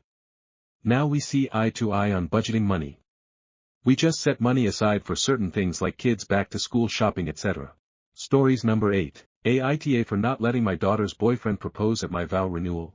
I 50M have been married to my wife for almost 25 years, we plan on throwing a huge vow renewal in December, it's basically going to be like a second wedding. The whole shebang. We have 7 kids together and this regards our baby girl Lala.20F. Her boyfriend came to me a little over a month ago and asked me for her hand and also asked if he could propose at the vow renewal. He's a great guy, and we get along super well and I genuinely like him for my daughter. I said yes to both originally and was super excited. A few weeks pass and he asks can he also invite a few family members of his. I was expecting maybe his parents and siblings, but he instead sends me a list of 25 family members he wants to add. I have a few problems with this. His family does not like my daughter.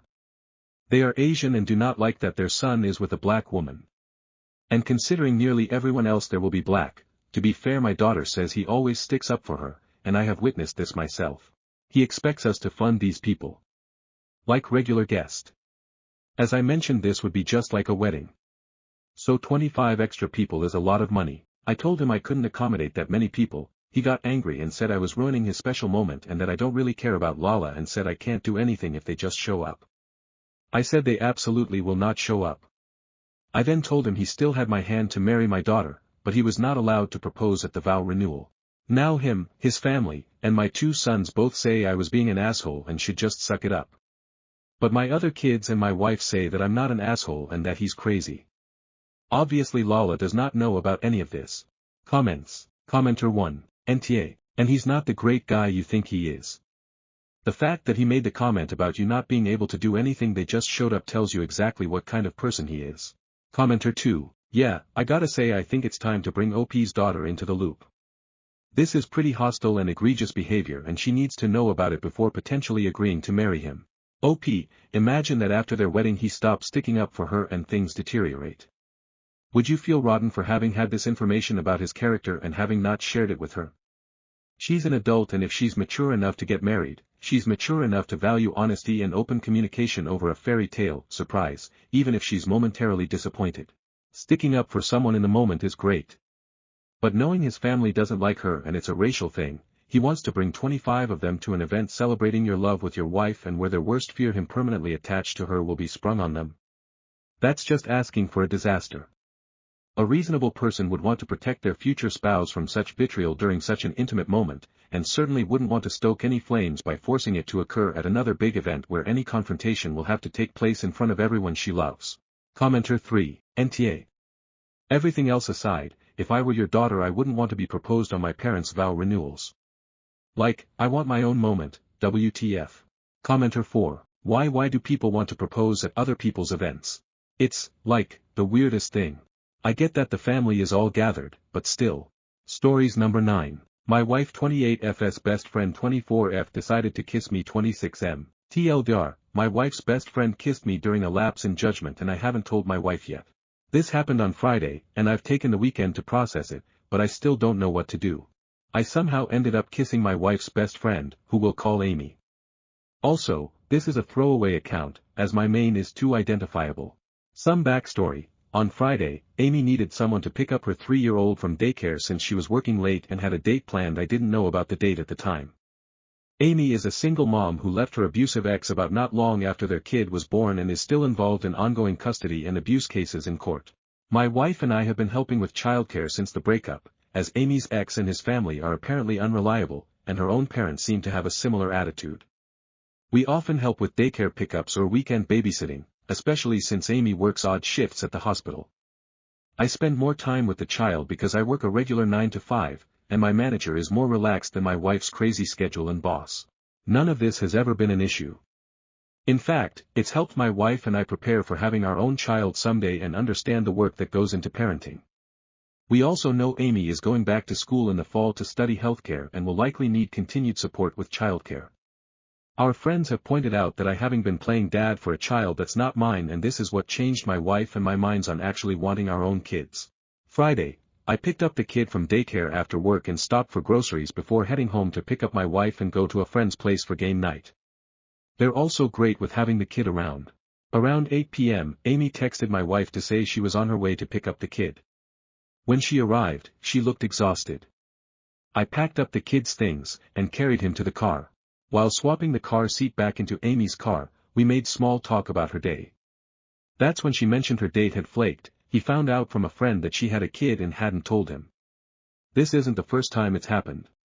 My wife has told me about similar situations, and once, Amy's ex even harassed one of her dates who was likely a great fit 3 dates in. From what I understand, Amy prefers to disclose that she has a child in person rather than over text, as it is likely a touchy subject. She started crying, so I buckled the kid in and turned back to comfort her. Being the socially awkward penguin that I am, I didn't know how to handle the situation. I awkwardly patted her on the head, which felt wrong, so I offered a hug. During the hug, Amy looked up and kissed me.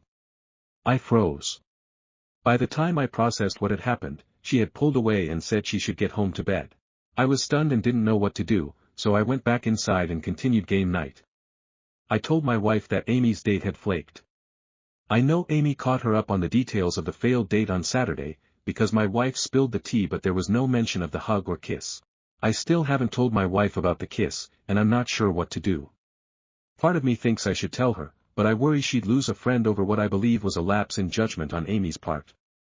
And yes, I'm aware I'll get my fair share of judgment from Reddit and from my wife for not telling her right away. I'll deserve it. Was this cheating? Top comments. Commenter 1. Tell your wife, exactly as is.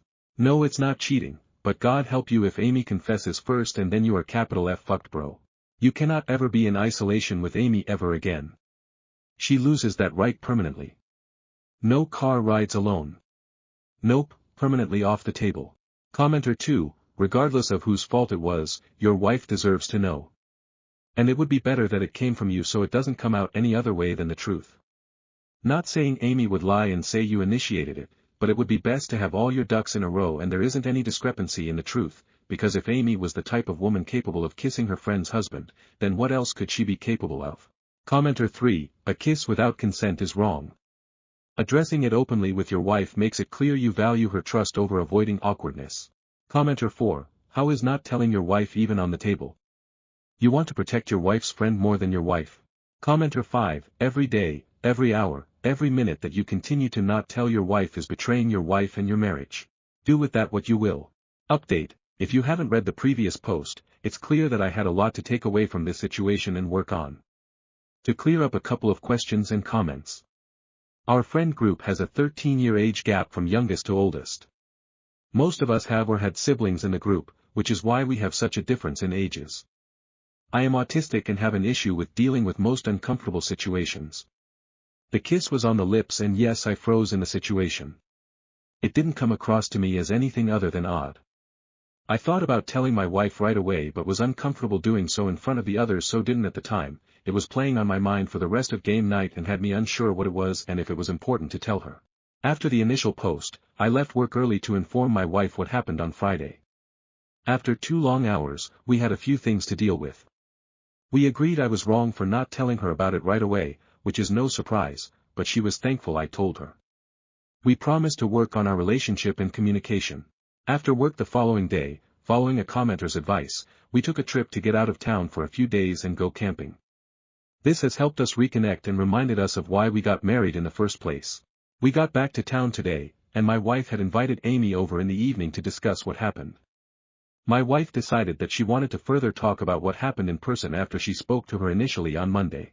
The conversation on Monday with Amy, following your advice, I suggested that my wife call Amy to confirm my story, so she did. Amy immediately confessed before my wife even had a chance to confront her fully. Amy said that she had been struggling recently and she needed support. The failed date and seeing me play the father figure, along with seeming to care about her day, made her feel wanted. She said that she felt awful immediately, and that is why she rushed home. This call went on for nearly an hour, where we discussed how we felt hurt as a couple and how we need to set some boundaries. We agreed that we would be stepping back from helping with her and the kid for the time being, but agreed that if we were to help again, my wife would deal with most of it. My wife and I agreed that I wouldn't be left alone with Amy for some time to be sure, and this includes games nights. Amy said that she understood how we felt and continued to show remorse. So my wife, for some reason, invited her over today. Friday, so the two of them spoke for a few hours today about everything. They went back over the boundaries and what was expected if Amy was going to remain friends with us. Against what I think is the right choice, my wife and Amy are going to continue as friends for now. We are still going to help out, but the interactions that I have with Amy will be limited as I am still not 100% sure of the whole situation. I know many of you will be against this, but we have set some ground rules on how often we help out. Amy agreed that looking for a partner right now will be the last thing on her list, and she will be focusing on her child, work and mental health. Amy is already in counseling and is likely to need more time. We agreed that this was something not to be discussed with the wider friend group, as we are sure they all have very different opinions, and we all want to keep the peace. One key boundary that I think had made a massive difference on the outcome of this and hopefully helped Amy understand the situation and how I felt is that I won't be carpooling with Amy to work when she goes back to university in September. I work in the next city over, not far from the university. Before all this happened I had agreed to take Amy into the city on my way to work for the few days she has in-person lessons, as I will already be making the trip, and especially in the winter the roads can get dangerous. I feel bad for this, but it was one of the things my wife had reminded me, that I would have been alone with her in the car for some time. Depending on how things go I might be willing to offer this again, but not sure if it's the right thing to do. My wife has gone to bed early tonight, as camping takes a toll on the body, and I am left wondering about this whole thing, and hopefully things will go back to some sort of normal soon. Our marriage seems to be still intact, and we have shared a lot and discussed the feelings we have both been having about other issues in our relationship. Our marriage isn't perfect, but we are going to work on it and promise not to let things like this happen again. Turns out, when you communicate effectively, you both find out the things that annoyed us about the relationship, which made the whole kiss issue the least concerning. We both have a lot to work on when it comes to our relationship as a whole, but something we are both willing to work on. I am not sure if keeping Amy as a friend was a good idea, but I will have to see how this goes before approaching my wife. Was this the right thing to do? TLDR, my wife forgave me for not telling her about the kiss and we decided to keep her as a friend for now. Top comments. Commenter 1, I think you need to communicate with your wife that a friendship with Amy isn't something you want to continue with. That when she kissed you, it made continuing being her friend impossible. Your wife seems to want to continue this friendship. However, if roles were reversed and a man had kissed her without her consent and you wanted to remain friends with that person, I imagine she would have a problem with this. Amy crossed a physical boundary that could have caused major problems in your marriage, as well as sexually moved on you in a highly inappropriate way. Just because Amy is a woman and you are a man doesn't make this any less of a sexual assault against you. I know your wife feels for Amy and considered her a friend, but she isn't one. Commenter 2, you have a hard boundary. You don't want any friendship with Amy. Your wife is violating that boundary. Honestly, your wife sounds like a pushover. This whole friendship group sounds exhausting. Commenter 3, I'm glad your wife didn't hold the situation against you, but I agree that Amy should be cut off from your lives. I hope this doesn't blow up in your face, OP. Commenter 4, stay away from Amy, no communication, no phones, block on social media if you can, no carpooling, limit talking to her kid, focus on your wife. Stories number 10. My neighbor thinks my tools are basically a community rental service. I have a neighbor who decided that since I own a decent set of tools, they're automatically available for anyone to borrow. At first I didn't mind lending out a hammer or screwdriver, but then it escalated. He started asking for drills, saws, extension cords, my ladder, and pretty much anything else he didn't want to buy himself. The problem is he rarely brings things back without me asking. When I finally did get my ladder back, it was covered in paint even though I told him not to use it for painting. The final straw was when he came over asking for my pressure washer. I said no because I needed it that day and also because he doesn't take care of my stuff. He got offended and told me I wasn't being a good neighbor. He even asked what the point was of having all those tools if I wasn't going to share them. The point is they're mine. I bought them with my money and I take care of them. Just because he doesn't want to invest in his own tools doesn't mean I should hand mine over whenever he wants. Now he gives me the cold shoulder whenever I see him outside. Honestly, that works out better for me. Comments. Commenter 1. Go into his house. Get a beer from his refrigerator. Sit in his recliner and watch TV. After all, what's the use in having these things if he doesn't share them, right? Reply. Haha, I'm tempted. He'd lose his mind if I so much as stepped foot in his garage, but somehow my tools are fair game. Commenter 2. I did hear of one good idea on the internet. If the tool would cost 50 to replace, the person taking it leaves 100 behind. If it comes back as sent and on time, they get it all back. If not, it's theirs and the lender ends up with nicer tools. People who look after the things don't mind as they are going to get the money back, and people who mind are telling you not to ever lend to them. Commenter 3. If he would have returned the ladder to me covered in paint, I would have said, that isn't my ladder. My ladder didn't have any paint on it. Now remember, when you return my ladder, you know the one without paint, it is a 10-foot extension ladder from brand X, again without paint on it. Or if you wish, you can just give me the $500 the brand X 10 extension ladder, without paint, cost. Commenter 4. My wife one time offered my miter saw to a friend from work completely unaware that you don't lend tools. I allowed it so as not to embarrass her, but made her tell said friend that if it was damaged in any way, that the only option was replacement no matter how minor it was, and to tell them the price ahead of time and that I was dead serious. When she told them $1,500 they declined to borrow. She knows now that tools are mine and mine alone. Stories number 11. Met my birth after 23 years. I am 23, was raised by a single father who passed away 3 years ago.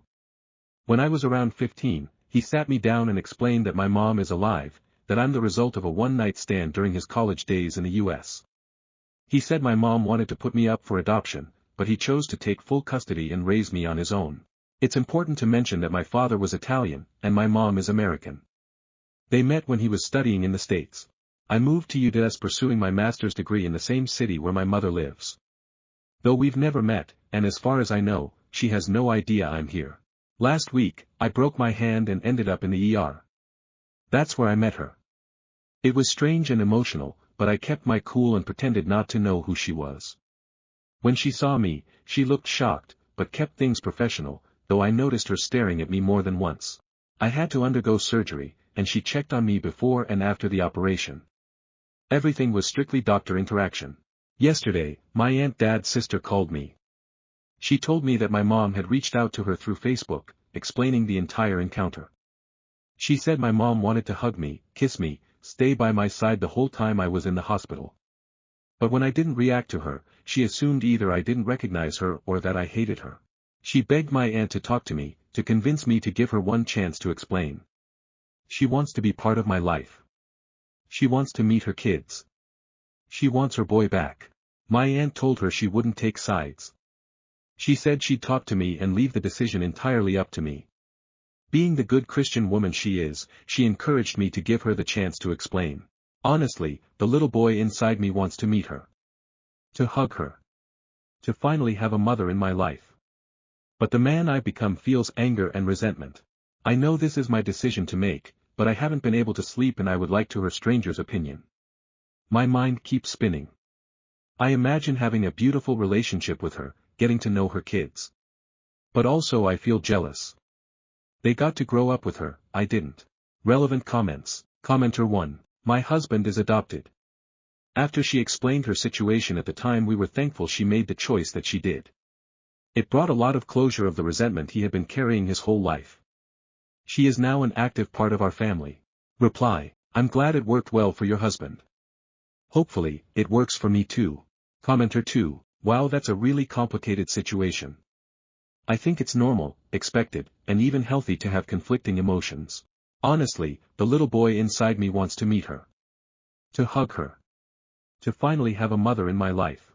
This seems like a good reason to meet her, to connect with her and possibly open the door to having a mother. But the man I've become feels anger and resentment. This seems like a good reason to meet her, to connect with your feelings of anger and resentment and give those feelings a voice to the person who created the situation that led to these feelings. I imagine having a beautiful relationship with her, getting to know her kids. I would recommend against trying to picture what it would be like. I think that doing so is likely to set you up for disappointment.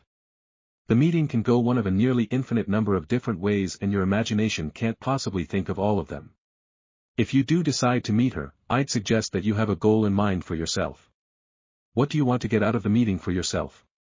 Also, try to make the goal be something you have control over. For example, making the goal she loves me isn't a good goal since you have no control over it. A goal of something like I want to hear what she has to say and then share how I've been feeling my whole life is something you can control. What she does as a reaction to this is outside of your control, but whether or not you tell her is within your control. Likely you will feel a variety of different emotions. This is normal. If it gets too overwhelming, I'd recommend looking up a technique called box breathing. It's a very simple form of meditation and can be good at forcing you to focus on your breathing, giving the rest of your brain and your emotions a chance to rest for a moment. Reply. Thanks for your comment. It is very helpful. Commenter 3. My best advice would be listen to yourself first and foremost. All your emotions are natural and there's nothing wrong with meeting up to test the waters. Explain how you feel, like you've said you'd like to, then see the reaction of both sides. Having strong feelings towards someone you've never really met is perfectly normal when it's a family member, and talking about all your feelings, positive and negative, seems the best stance. There is nothing wrong with being honest, you owe that to yourself. Whatever your decision, make sure you're looking out for yourself and remain honest.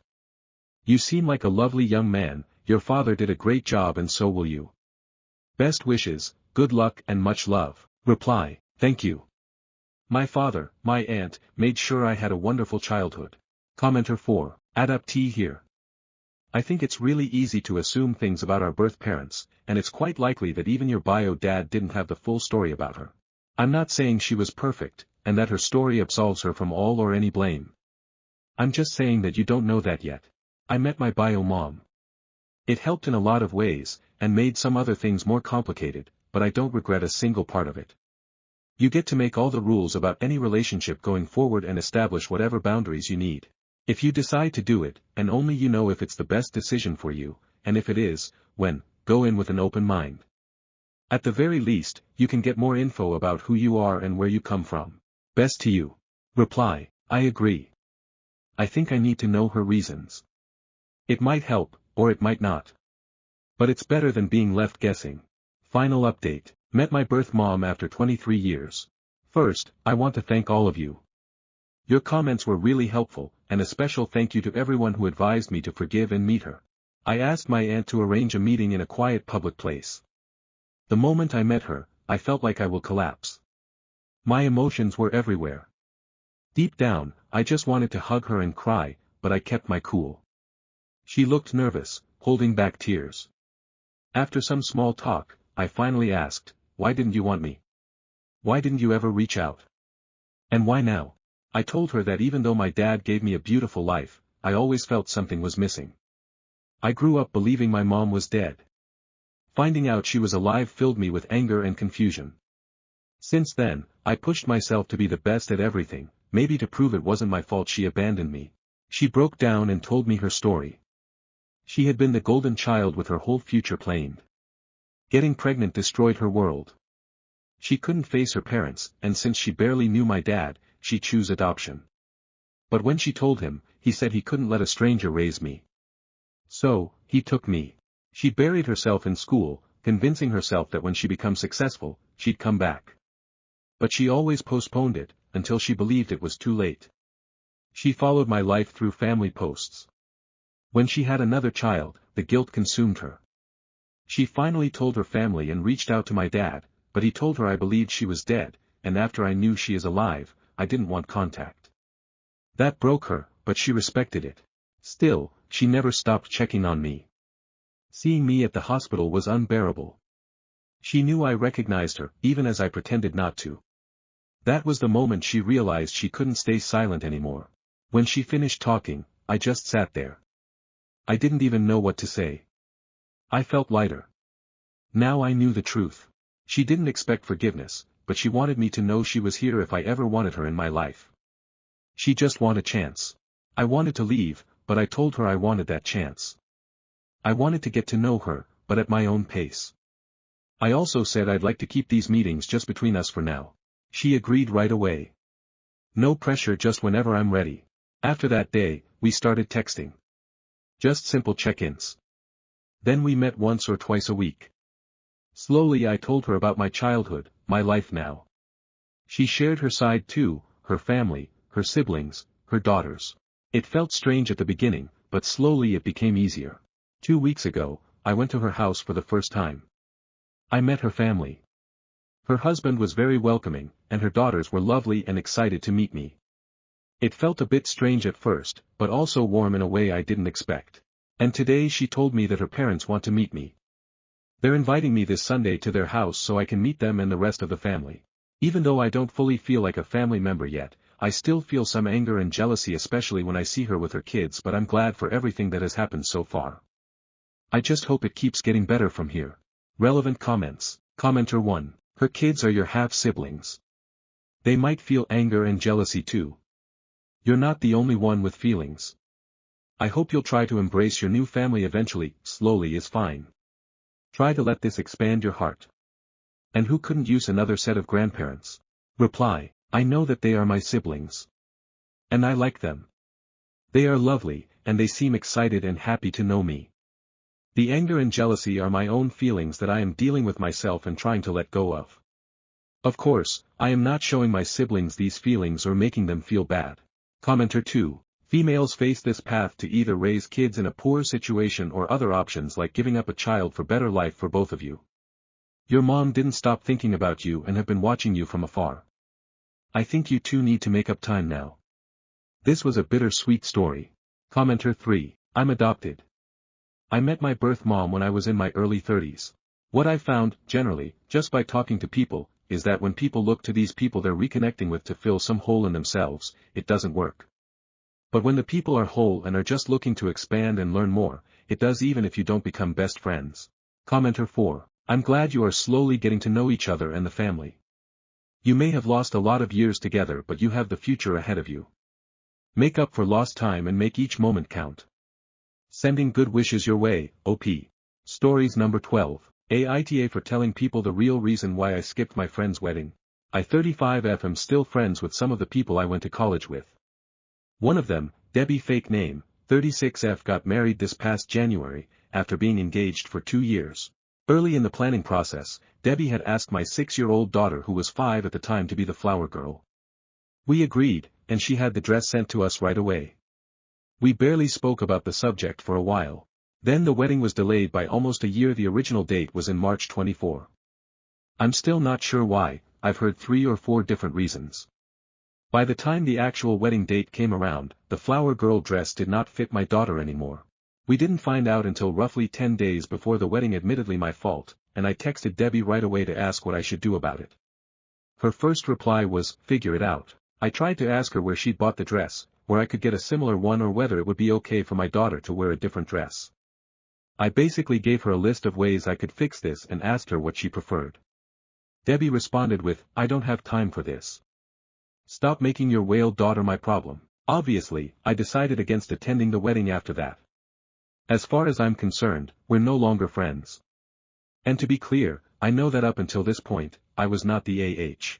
I didn't tell anyone about it at first, but our absence was obvious. My friends missed me, and my daughter was supposed to be the only flower girl.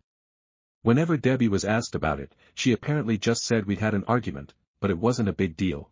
When our mutual friends and acquaintances asked me, I told them the truth, without sugarcoating it or trying to defend Debbie. I even showed my friends the text messages that proved everything. Everyone took my side. About a week ago, Debbie called me. She apologized for what she said about my daughter, but told me I have no idea how stressed she was at the time. She said it wasn't fair for her to lose friends over a mistake she'd made when she was under so much pressure. Again, I don't think I was in the wrong for skipping the wedding, but I'm wondering whether I took it too far by telling our mutual why. Edit. Yes, I know I should have made sure the dress still fit sooner. I already know that was my mistake, and I'm not blaming Debbie for it. That's not what I'm asking about. Comments. Commenter 1. She had no reason to talk about your daughter that way. Commenter 2. Stop making your whale daughter my problem. She actually said that. And you're asking if telling the truth somehow makes you an AH. She spoke her truth, why can't you? Now she has no friends and is trying to backtrack, SMH. NTA, but you would be if you accepted her back as a close friend, even after an apology. Reply, I won't. I will appreciate any apologies that come my way, but we're no longer friends. Commenter 3. NTA, doesn't matter how stressed and overwhelmed you are, you never talk about a child or adult in that way. Reply, that's part of the reason why I believe I might have been the AH. I don't believe she would have talked about my daughter that way if she wasn't extremely stressed out. Obviously not an excuse, but certainly something I have to take into consideration. Commenter 4. The fact that it even crossed her mind is reprehensible and unforgivable. If she had had a go at you for not checking until now, that would understandable as stress. The fact that attacking a child's physical appearance, when a wedding had been delayed 2 years so OFC it wasn't going to fit, was even a possibility for her makes her someone you should not continue to associate with, and she's now reaped what she's sown. Reply, what pissed me off the most about what she said was that she insulted my daughter over something beyond her control. The dress didn't fit because she's growing up, and not for any other reason. I deliberately choose not to buy my friends' children any clothing because I know they're unlikely to last long. Update, AITA for telling people the real reason why I skipped my friend's wedding. After my post back in March, I didn't hear anything from Debbie for a while. I did speak to my friends a lot, and they told me that she did continue trying to get them on her side for a while. From what I gather, her story always matched mine, forgot to make sure the dress fit. I apologized and asked how she preferred I fixed it. She insulted my kid, and as I remember discussing in the comments, whale of a daughter is a better translation. Everyone continued taking my side. Apparently, I wasn't the only one Debbie had problems with before the wedding. My case was just the worst one. There's no doubt that the dress fiasco was my fault. I had a lot going on at the time and several reasons why I forgot to make sure it fit sooner, but no excuse can change the fact that I messed up. But I still don't think giving Debbie options on how I could proceed was the wrong move. I've been a bride before, and I wouldn't want someone else to make a decision about my wedding without giving me the final say. And I can't ignore that her reaction was to insult my daughter. Debbie first texted me in June. She asked me to help her clear the air with everyone, because most of our mutual hadn't spoken to her since April. I was tired of all this, so I told everyone that Debbie had already apologized to me.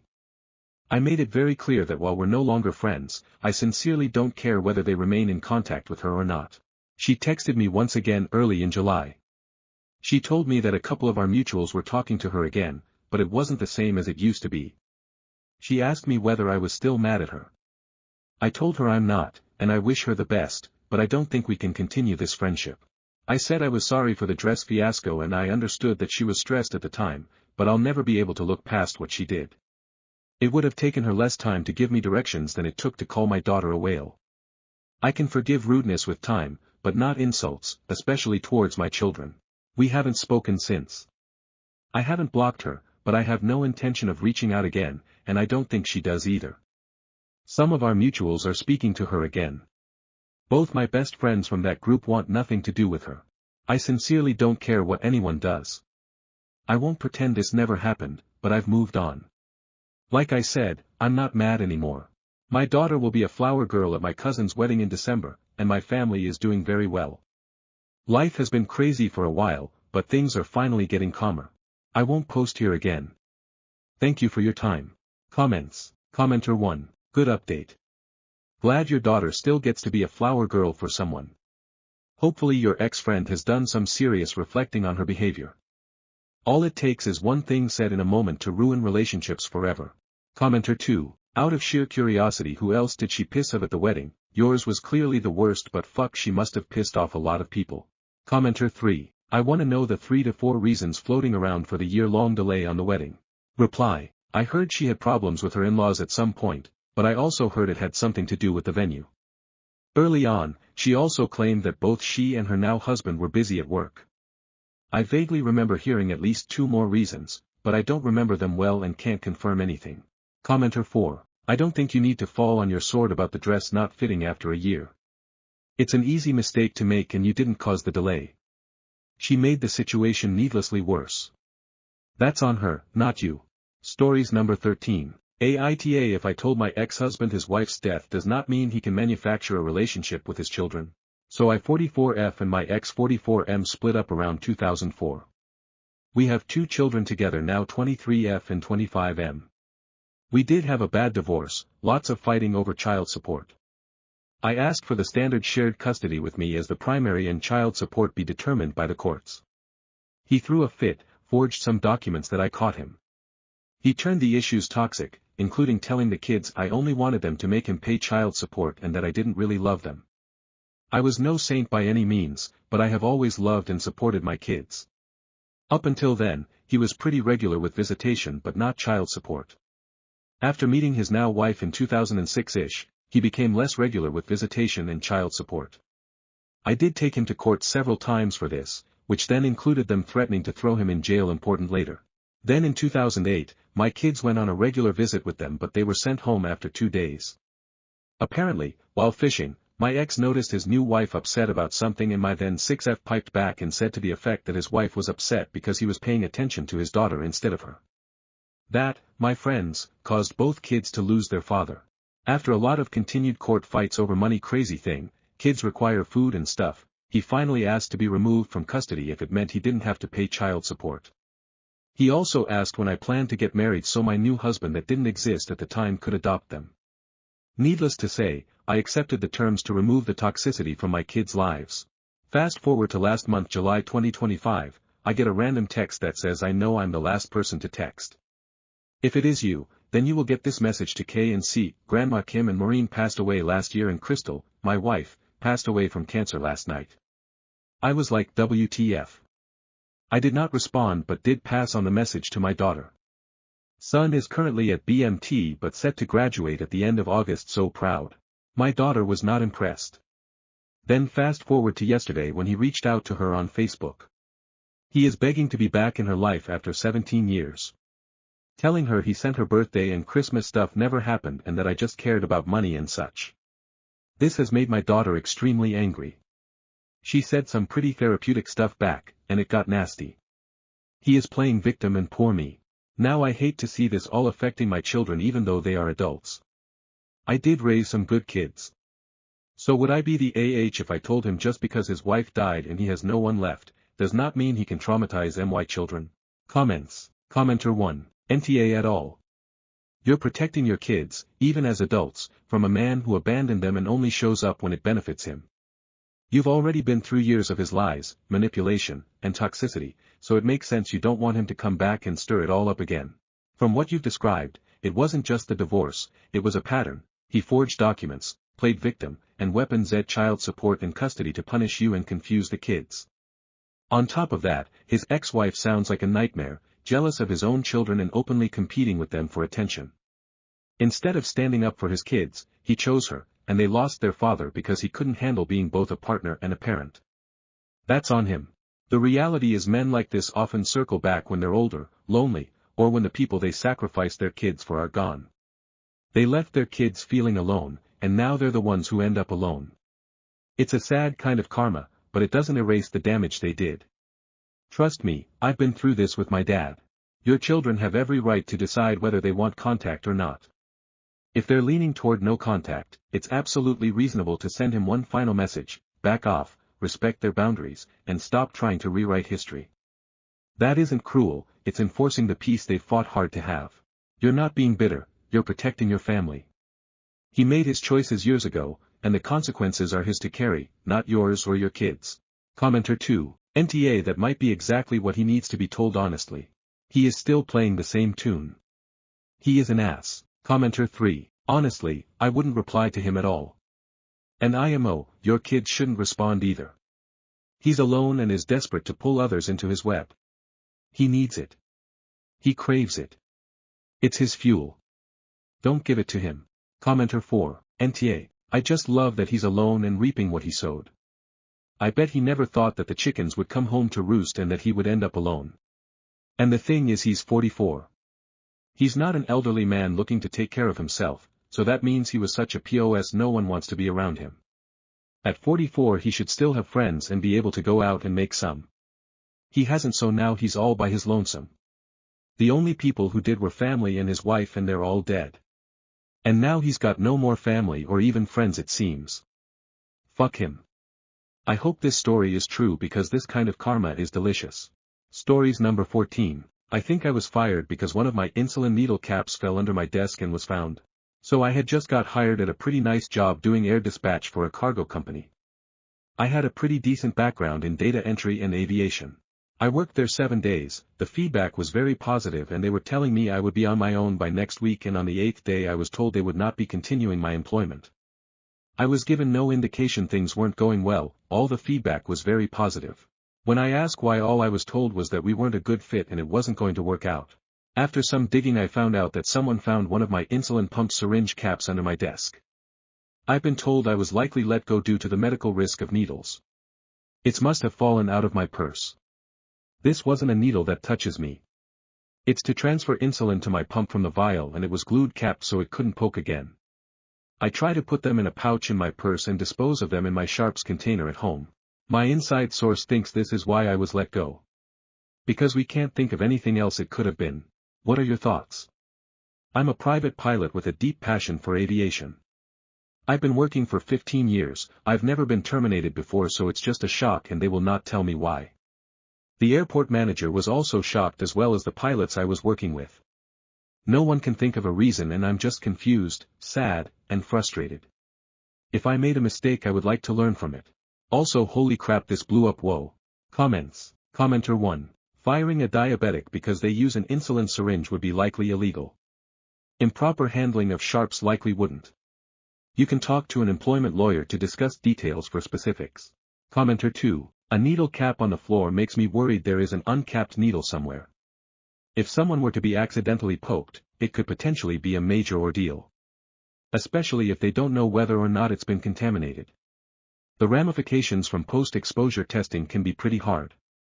I've seen healthcare workers who needed to temporarily stop trying to conceive during testing. It could also open up your employer to liability claims. Reply. The needle cap had the needle in it and it was glued shut, making it unable to ever be exposed again. The needle caps as a whole screws onto the insulin syringe. When I am done, I unscrew it and super glue it shut, then put in my travel pouch for disposal at home. Commenter 3. People downvoting this clearly have no experience with sharps. This is a pretty brilliant solution. I would totally do this if I were diabetic. I just have experience traveling with syringes for HRT. Reply. I appreciate the positivity. When diagnosed I was kinda just sent along on my way to figure all this out, so this method worked best for me cause I would hate for someone or animal to get hurt. Commenter 4. They think you are shooting drugs. You could go and talk to them and explain it's for insulin. Stories number 15. Aita for refusing to visit my stepdad in the hospital because he never treated me like his daughter. My mom married my stepfather when I was 8. At first it wasn't too bad. I started calling him dad after a few weeks of them getting married. I drew him Father's Day cards and I always tried to put myself near him hoping he'd notice me and give me some father-daughter time, but he never really did. The first time I called him dad he looked somewhat uncomfortable and changed the subject. He never yelled or hurt me, but he always made it clear that I wasn't his to everyone he met. He always introduced me to his friends as the child of his wife, never his stepdaughter, not even by my name. He had 2 kids from his previous marriage and he treated them really well, so it's not like he just wasn't much of a family man. He went to all their games, hung their art on the fridge, gushed about every single thing they did to anyone who would listen me, but when it came to me I was just barely tolerated. He sure did not put my art on the fridge, lol. As I got older I understood it will not happen and just stopped trying and inviting him to school events. I stopped pretending that it didn't hurt me when he praised other kids and ignored my accomplishments. When I graduated he didn't even come to the graduation with my mom, didn't send me a text, nothing. I moved out as soon as I could and never looked back.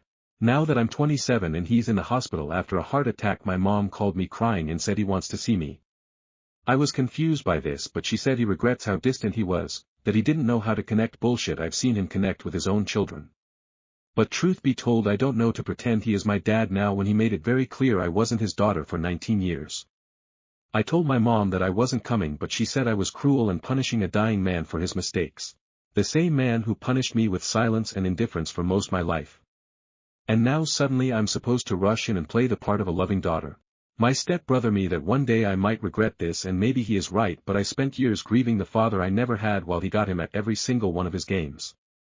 I learned to build a life without his approval or love and I don't feel angry anymore, just checked out. There's nothing to heal because there was never anything there in the first place. Aita for walking away from him when he never even tried to walk towards me. Comments. Commenter 1. NTA he made his choices. It's not up to you to insulate him from the consequences of his choices. Reply. Thing is I just don't understand why he never gave a shit about me before and suddenly wants me there. But you are right, it was his choice. Commenter 2. I would guess that now that he's afraid of dying, he's looking at his life choices and finally realizing that the way that he treated you was wrong, and he feels guilty. If he's a religious Christian he's probably also worried about going to hell and is trying to avoid going to hell or something. Commenter 3. He's not your stepfather. He's your mom's husband. NTA. I'm curious, did your mom treat his kids like stepchildren or like her husband's children? If she treated them like family, why didn't she ever call him out on how he was hurting you? Commenter 4. I would tell mother that I would visit the hospital as many times as he attended my school functions. Oh gosh, is that 0 times? Well that sucks, doesn't it? Anyways, feel better Kevin. Hope the kids he cared about come and visit. Stories number 16. Aita 4, stealing the guy my sister likes. Okay, so this is what's going on in my oh so lovely life. I 24F recently started dating my childhood friend Mark 26M. We've been dating for about 4 months now but only recently told our families about our relationship. Amy, Mark's mother, and my mom were also childhood friends and have remained very close. Due to their close friendship, me and my siblings also became close to Mark and his twin sister when we moved close to them when I was 8. My sister Mia 26F was always closer to Jess Marks's twin sister growing up. They ended up having a lot more in common while me and Mark bonded over our shared passion for Mario Kart and books. Not to brag, but I'm better than he is at Rainbow Road. When he got to high school things did change a bit and we weren't constantly hanging out with each other since we were in different schools, but we still went to see movies occasionally, or if the fair was in town I'd join him and his high school friends. Mia and Jess would sometimes join us, but they weren't all that interested in most of things we did. Like a few times we went camping, both of them went with us once and never joined us again, deciding it wasn't for them. Which perfectly fine, camping isn't for everyone. When Mark turned 18 he decided he wanted to join the Coast Guard. We wrote, called, and messaged each other constantly while he was serving. He just finished his 8-year contract and is thinking about going another 4 years. When he came home he invited me to check out a new bakery that his mom mentioned to him. I have huge sweet tooth and couldn't say no to spending time with him or miss the chance to stuff my face with pastries, so of course I said yes. As I'm stuffing my face with said pastries he blurts out that he likes me and wanted to know if I was interested in a relationship with him. I said yes after choking on my pastry and him apologizing for not waiting for me to swallow first, lol. Anyways, here's where things get interesting. Amy had invited me and my family for a Sunday dinner at her house, and me and Mark both decided that it was the perfect time to announce our relationship to our families since everyone would be in one place. We did it after everyone was done eating but still sitting at the table talking. My mom and Amy were thrilled by the news. Amy gave me a big hug and asked when it started before saying she was happy for us. Later on Mia cornered me in the kitchen when I went to get a drink. She started berating me for taking the guy she liked. I was incredibly confused because she never mentioned liking anyone to me, let alone Mark. I didn't even know she even talked to him. I told her this, but she was adamant that I knew and I did it on purpose. We ended up getting into a heated argument and she stormed out. After she stormed out my mom asked what happened, and when I told her she asked if I knew Mia liked Mark. I said no and my mom said she didn't either. I asked Jess if she knew since she's Mia's best friend and Jess said she had no clue, and Mark was confused because he hasn't really talked to her since he left for the Coast Guard. He said she sends him holiday texts like Happy New Year's and Christmas, but that's it. Mia is now refusing to talk to me and a few of our mutual friends say that I'm an a-holy for not knowing when I'm her sister. I don't think I'm the a-holy, but now I'm just wondering if I might be. Top comments. Commenter 1, I haven't read your post, the details aren't important. You didn't steal the guy from your sister. He liked you, not her. He was never hers for you to steal. Commenter 2, NTA. She didn't call dibs, and she had over a decade to do so, even if she wasn't going to make a move herself on him. Now whether or not dibs is valid is another discussion, but you have to at least indicate interest, or how is anyone to know? Commenter 3, NTA. Sis never made her interest known and your relationship has grown with him, while she never bothered to start one. Commenter 4, if your sister had said that she liked him then it would give her cause to be salty about it. She didn't say anything. You and Mike have had a close friendship for many years which didn't include either of your sisters, and it was kind of a natural progression. NTA. Update. Aita 4, stealing the guy my sister likes. Oh my god, I might just strangle my sister. If it was legal I definitely would. My mom just called me sobbing about how Mia is now refusing to talk to her or our stepfather and is also no longer coming to our younger brother's birthday party because she feels betrayed that they're siding with me. I'm incredibly pissed off at her at the moment, but here's what my mother said happened. Mia had called to ask about our younger brother Mike's birthday party next weekend. He's turning 11 and is super excited for his birthday party because my parents and I told him if got at least AB average for a whole year we'd take him and 5 of his closest friends to Dave and Buster's for his birthday. Needless to say he kept his end of the deal, so we're keeping our end. Apparently Mia was wondering if me and Mark would be there as well. Which is a stupid question seeing as I'm helping to pay for it and Mike adores Mark. Yes, she already knows this. Our mom said yes, of course we'd be there. Mia then began pleading with her to ask me to stay home because she didn't feel comfortable being around me because she still felt betrayed or whatever. Our mom said no, she wouldn't be asking me to stay home because not only did I help pay for the party but this is Mike's party and he wanted both of us there. Mia then apparently began screaming at her over the phone for choosing me over even though I hurt her and that she felt betrayed. Our stepfather tried to intervene because our mother had started crying, but Mia just began screaming at him before saying she was no longer coming to the party and hanging up. Mia is now refusing to answer either of them. Top comments. Commenter 1, still NTA, your sister sounds like an absolute lunatic. Commenter 2, just get Mark to tell Mia that he asked you out, not the other way round. Commenter 3, she's acting like a damn child. You did nothing wrong. She's delulu. Go celebrate your brother's special day with your family and Mark. Commenter 4, still NTA. She is acting really strange with all of this. Has she had a boyfriend before? If not, maybe she thinks she deserves to have a boyfriend before you because she's the oldest. It's likely better she doesn't go to the party. She'd probably make a huge scene. I feel bad for Mike. Ask your mom to talk with him about it before his birthday. He needs to know ahead of time that it has nothing to do with him. Stories number 17. Aita for telling my MIL she can't decorate our nursery. I'm 27F, 30 weeks pregnant with my first baby. My husband 29M and I are really excited, and we've been slowly setting up the nursery. I've had a vision for it since before we even got pregnant, neutral tones, simple, cozy, nothing over the top. My MIL is very excited about this baby, which is sweet, but she has a habit of overstepping. A few weeks ago she asked what theme we were going with, and I told her it wasn't really a theme, just light wood furniture, cream walls, and some soft accent colors. She looked at me like I was crazy and said nurseries should be colorful and fun. Fast forward to yesterday. She showed up at our house with bags of decorations she bought, cartoon wall decals, bright bedding, a giant rug, and even curtains. She started unpacking them in the nursery like she was about to set everything up. I stopped her and said I really appreciated her excitement, but we already had a plan and I didn't want to change it. She got upset and told me I was being ungrateful because she spent so much money and just wanted the baby to have a happy room. My husband was stuck in the middle. He told his mom we'd think about using some of it, but I said no, because I don't want to feel like I'm compromising on the one space I've been dreaming about for months. Now my MIL is sulking. My husband says I was too harsh, and his sister texted me saying I should have just let MIL decorate since it's her first grandbaby. I honestly don't think I'm wrong, but now I'm wondering if I came off too strong. Aita for telling my MIL she can't decorate our nursery. Comments. Commenter 1. Tell your SAL you'll be glad to suggest to MIL that she keep the things for her baby. Reply. OMG, I wish I'd thought of that at the moment, that would have shut it down real quick. Commenter 2. Your husband really dropped the fucking ball here. This is your house and your baby. He doesn't get to not side with you. You very clearly told mother-in-law that you had a plan for the nursery. She just decided to disregard your feelings in your own house. Your husband needs to deal with her. What other opinions does mother-in-law have that your husband will just be fine with overriding yours? What other parenting decisions will he just think she should get to make? You have to nip the shit in the bud. Commenter 3. NTA, your husband should have stuck up for you.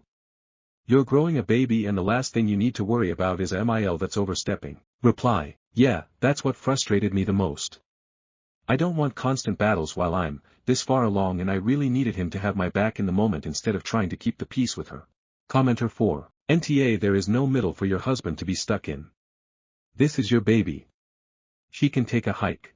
Reply. I've been saying that too. He needs to realize he's building a family with me, not still trying to keep his mom happy first. Stories number 18. Aita for telling my coworker she's the reason I resigned. IF 27 recently resigned from my university job. People assumed I did because I want a more stable job work in government. But honestly, the real reason was a toxic coworker who used to be my close friend. I actually helped her get her job. I shared materials, teaching tips, and record-keeping techniques so she could adjust. I even went out of my way by talking to each people we work with to help her adjust. I really wanted her to succeed. A few months in, rumors started that she was an other woman of a married colleague. People warned me about her, but I defended her and stood by her even when it made me look bad. I didn't know what they were doing to be labeled as having an affair. Things changed when she snapped at me after I suggested a better way to organize her records. After that, I stopped involving myself in her tasks. From then on, she avoided her assigned office and didn't complete simple tasks I gave her, like shelf reading and reselling. We work in a library. This year, I assigned her the semestral inventory because I was busy with an upcoming evaluation and visit. She acknowledged it in a meeting, but the semester ended and nothing was done. During summer, she used teacher's leave as an excuse not to do the semestral inventory assigned to her earlier.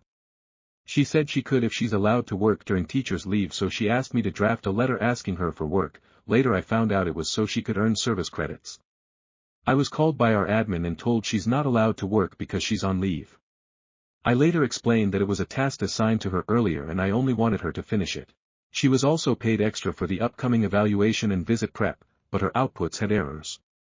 When I asked her to correct them, she dismissed it and again cited her leave. Later, I learned she told her program head I was forcing her to work. It escalated to admin, and I felt like they believed her side more than mine. That was my breaking point. I couldn't continue working with her. I looked for other job, applied, got accepted, and recently, I resigned. Before leaving, I told her to her face that she was the reason I resigned. She looked upset, almost crying, but I honestly felt relieved finally saying it. Later, she insisted she never said I forced her, just that she asked about her workload. But considering how far things escalated, I still don't fully believe that. So, Aita for telling her directly she was the reason I left. Or should I have just kept quiet and let people assume it was all about marriage and stability? TLDR, I helped a friend get hired, defended her against rumors, but she neglected her tasks and later made it look like I was forcing her to work. Before resigning, I told her she was the reason I left. Aita for being that honest. Comments. Commenter 1. Your ex-friend sounds like a classic case of an other woman who's always the victim. Reply. Another friend of mine actually told me she's always the victim. Always the bullied. Commenter 2. Keeping any contact with her is a risk to you. Move on in peace, NTA. Reply. I was actually planning to cut all contacts with her but then thinking twice again about the decision. Commenter 3. Not at all. You helped her to get a job, defended her when the rumors spread, and she repaid you by making things difficult. Honesty is sometimes the best policy and you shouldn't have to hide your reasons. Reply. Reading comments like these kinda lightens my heart. 'Cause talking to her always makes me feel like I was too mean to her. That perhaps I should give her more time. Commenter 4. NTA at all. What you told her was the truth. And she did what she does best, play the victim. Stories number 20. Aita for not inviting my sister-in-law to an event I know she would have enjoyed because she's too judgy. I've always wanted to like my sale Macy, but she's judgy about weird shit, like oh it's superficial to get a designer bag when you should just go to the thrift store and get a $2 bag. But spending $600 on collectibles is okay. They're both fine. Sadly, this makes her the perfect partner for my brother. You can imagine the kind of personality he has, lol.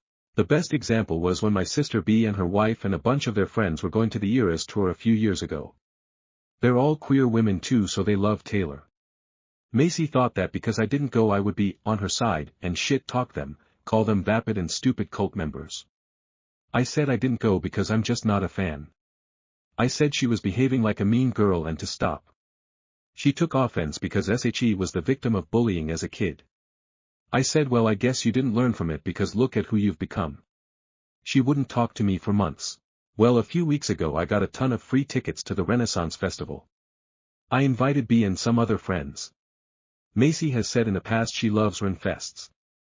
She loves to get dressed up in period-accurate costumes. I asked B if we should invite Macy and B said no, Macy would inevitably make some snarky comments about costumes not being accurate or something and ruin the mood for everyone. I thought about it and in the end agreed.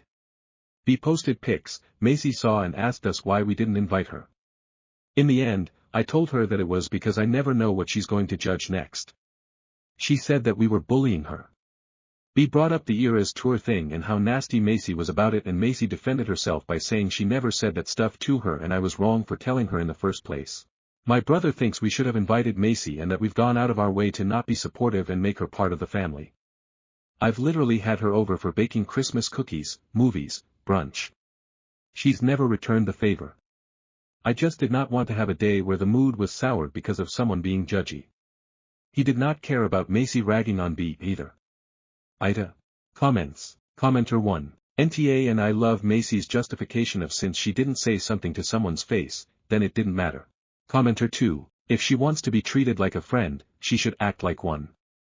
Meanwhile NTA for wanting to enjoy yourself. Which means without her. Commenter 3. Unfortunately, judgy people need to be confronted rudely. I said well I guess you didn't learn from it because look at who you've become. I love that you said this. Make sure that your brother and SAL know you won't tolerate her bad behavior. Then be prepared with a shitload of instant comments when she relapses. Stop insulting people, it's rude. I'm not going to listen to your bad mouthing today. Seriously, stop with the insults. It's childish and I'm not interested in hearing your rude opinions.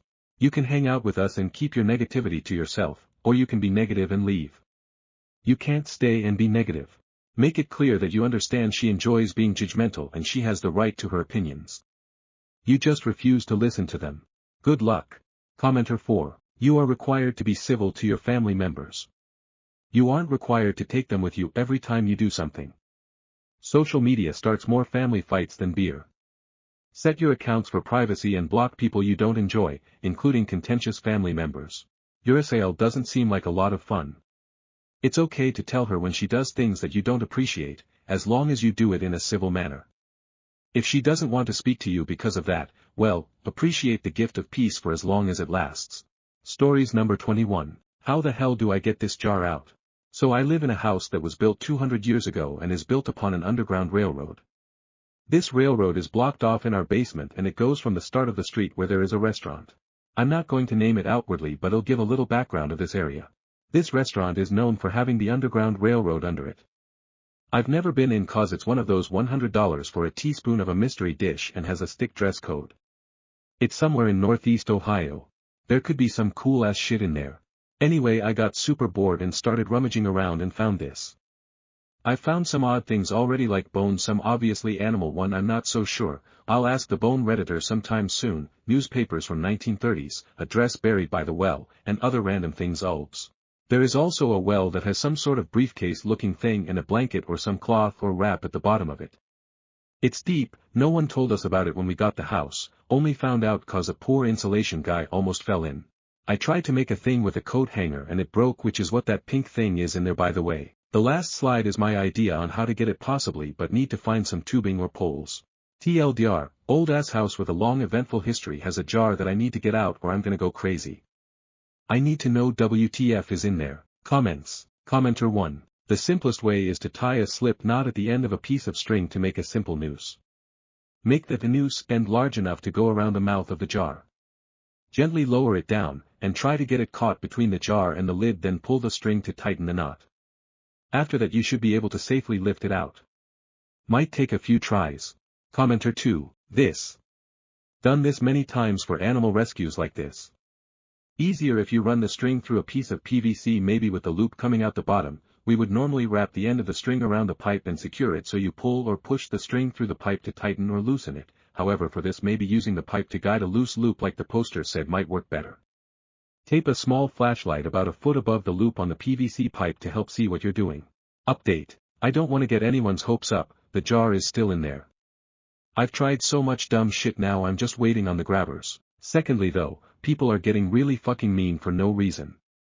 I worded it awfully cause I was in a hurry, just cause I was excited about finding it and because I'm just really bad at writing in general. You don't need to call someone a piece of shit over a jar on Reddit. I had no nefarious intentions when writing my original post, just because I didn't explain myself well at all. I tried to clarify so many times but comments got lost. I'm trying to find a place cause my home is not safe due to abusive parents and can't spend money since I haven't worked in 3 months due to breaking leg and snapping my tendon which needed surgery. I'm hanging on by a thread and just wanted to talk about something cool I found and get some help on how to get it out. I will get a grabber in time. Please be patient and kind. I didn't survive 18 years living with an abusive alcoholic tweak just to be belittled by strangers over a fucking jar. Update 1. I am taking pictures, so I'll make a Google Drive or something if that's needed. LOL. I found a extendable magnet I'm going to try. People were saying to have towels around so the glass doesn't scrape, and to break a piece of the brick that's sticking out with a crowbar. The jar is 4 foot down 121 centimeters. My arm is about 27 inches, so if anything shorter could be used but wasn't said cause it's too far down. Maybe I could reach it if have my whole arm in there too. LOL. Update 2. Bad news, jar is not magnetic like some thought. Update 3. Tried the sticky pole trick and it's too dirty to actually stick to the jar. Found a shop vac. Update 4. Shop vac did not work. Update 5. I'm going to try again tomorrow. I promise I will deliver as much as I can. Update 6. I put a shit ton of caulk on a wooden pole and pressed it to the lid. Hopefully by tomorrow it will be dry and will come up. Hopefully. Update 7. Nothing fucking happened. Measurements bright and early baby bonus cat, helper edit. Just want to add I am dyslexic. I apologize for any spelling or grammar mistakes. It's not cause I'm an idiot and undeserving of basic respect, I can assure you. I just got dealt a bad hand. Hole. Ceiling down. Measuring 1. Wall length 4 feet, jar is on the floor at the same depth. Measuring 2. Ghost double checking my measurements cause she's a math nut. Measuring 3. Update. Additional photos in comments. I'm like 75% it's a bottle of fucking piss. That being said, I didn't realize how meaningful this would be for me or that it meant anything more than just curiosity. To all who gave me so much love and support on the update posts, truly, you mean so much to me. I haven't felt this much peace and joy in so long. I feel like I have a little family and I'm forever so grateful, really. But now what do I do with the jar of decades-old probably piss? Do I keep it on my shelf with all my other bottles? Send it to a historian piss fetishist. All in all our curiosity is satisfied and I now have a jar of piss that took me a week to get out and thousands of people know about it. I hope I get a wang video out of it at least lol. Well, I'll go look for more shit in the walls. P.S. I told you I would fucking deliver. Comments. Commenter 1. Listen. I've been following this since the beginning. It could have been a jar of gold coins. You got the other gold. All in all a great story. Thanks for posting to the end OP. Commenter 2. Dating a jar. Commenter 3. Well, how did you manage to extract your golden jar? Reply. The dog lasso thing lol. I was watching YouTube then had an overwhelming urge to get the jar, found denser rope and got that motherfucker. Stories number 22. Walked out of an interview after 2 questions. I had an interview yesterday that I walked out of after just 2 questions. To be honest, I was skeptical about the role from the start. The company's reputation is abysmal with the highest Google rating for any of their offices being a mere 1.8. They've been fined millions on multiple occasions for failing to comply with various legal requirements. On paper, the salary and location were tempting, and a part of me thought I might be able to drive change in the office. I figured that best case, I'd improve operations within the branch, worst case, they would continue not to care and the role would be an easy ride. Either way, I was still concerned that even having their name on my CV could damage my future career prospects. Below is a rough transcript of how things went. Interviewer. Can you tell me about a time when you disobeyed an order from a manager for the good of the company? Me, sure. For example, a manager once asked me to complete a task directly through Outlook. I knew from experience that using RPS would allow us to have a more accessible log that would be useful if other colleagues. Interviewer. No. That's not what we're looking for. We want you to tell us about a time when your manager told you to do something and you flat out refused. Me, I'm not in the habit of disobeying management. If I were ever instructed to do something that wasn't the right thing to do, I'd raise my concerns with my manager privately, but I've never been in a situation where I have been instructed to do anything like that. Interviewer. Okay, but we want you to tell us about a time when you actually disobeyed an order. If you want, we can come back to this question later. Me. Okay, thanks. That's fine. Interviewer. Can you tell us about a time when you did something illegal, but felt it was the right thing to do? Me. I've never done anything illegal and, no matter the circumstances, I would never do anything that was. Interviewer. Everybody's done something illegal. We want you to share your story. Me. Okay, that's it. I'm withdrawing my application. These questions are ridiculous and are not remotely suitable for an interview. I'm ending it here. My manager, who knows I am leaving as I am on a fixed-term contract, agreed with me that the questions were ridiculous and inappropriate. My colleagues had mixed opinions with some agreeing, and others thinking that maybe they were trying to test me to see how easily I would be encouraged to break the law if my manager asked me to, with the correct response being to continue to refuse to answer. Others felt that I should have continued the interview regardless of how they were conducting it and it was unprofessional of me to walk out. What would others have done in this situation? Stories number 23. Just found out my husband cheated and there's a baby. Hi everyone, 23 years old F. I never thought LD be here writing something like this. I just found out that while my husband was stationed in Japan, he cheated. I saw a woman text him about the possibility of the baby being his. After 7 days of waiting for paternity results, he is the father. My husband and I both found out he is the father today, the baby is 2 years old. I feel like my world has flipped upside down. The betrayal is heavy, and on top of that, the reality of a child from this affair makes it even harder to process. I'm hurt, angry, and honestly, just lost. Right now, I'm trying to figure out how to move forward without losing myself in the pain of what he did. I don't want to stay stuck in bitterness, want to find healing, strength, and hope for my future. Will I ever even love again? I would really appreciate any advice from people who've been through something similar, or just words of encouragement. I need reminders that I can get through this, that this betrayal doesn't define me, and that I can rebuild my peace and joy. Thank you for reading. Stories number 24. My F36 husband M35 doesn't do anything really.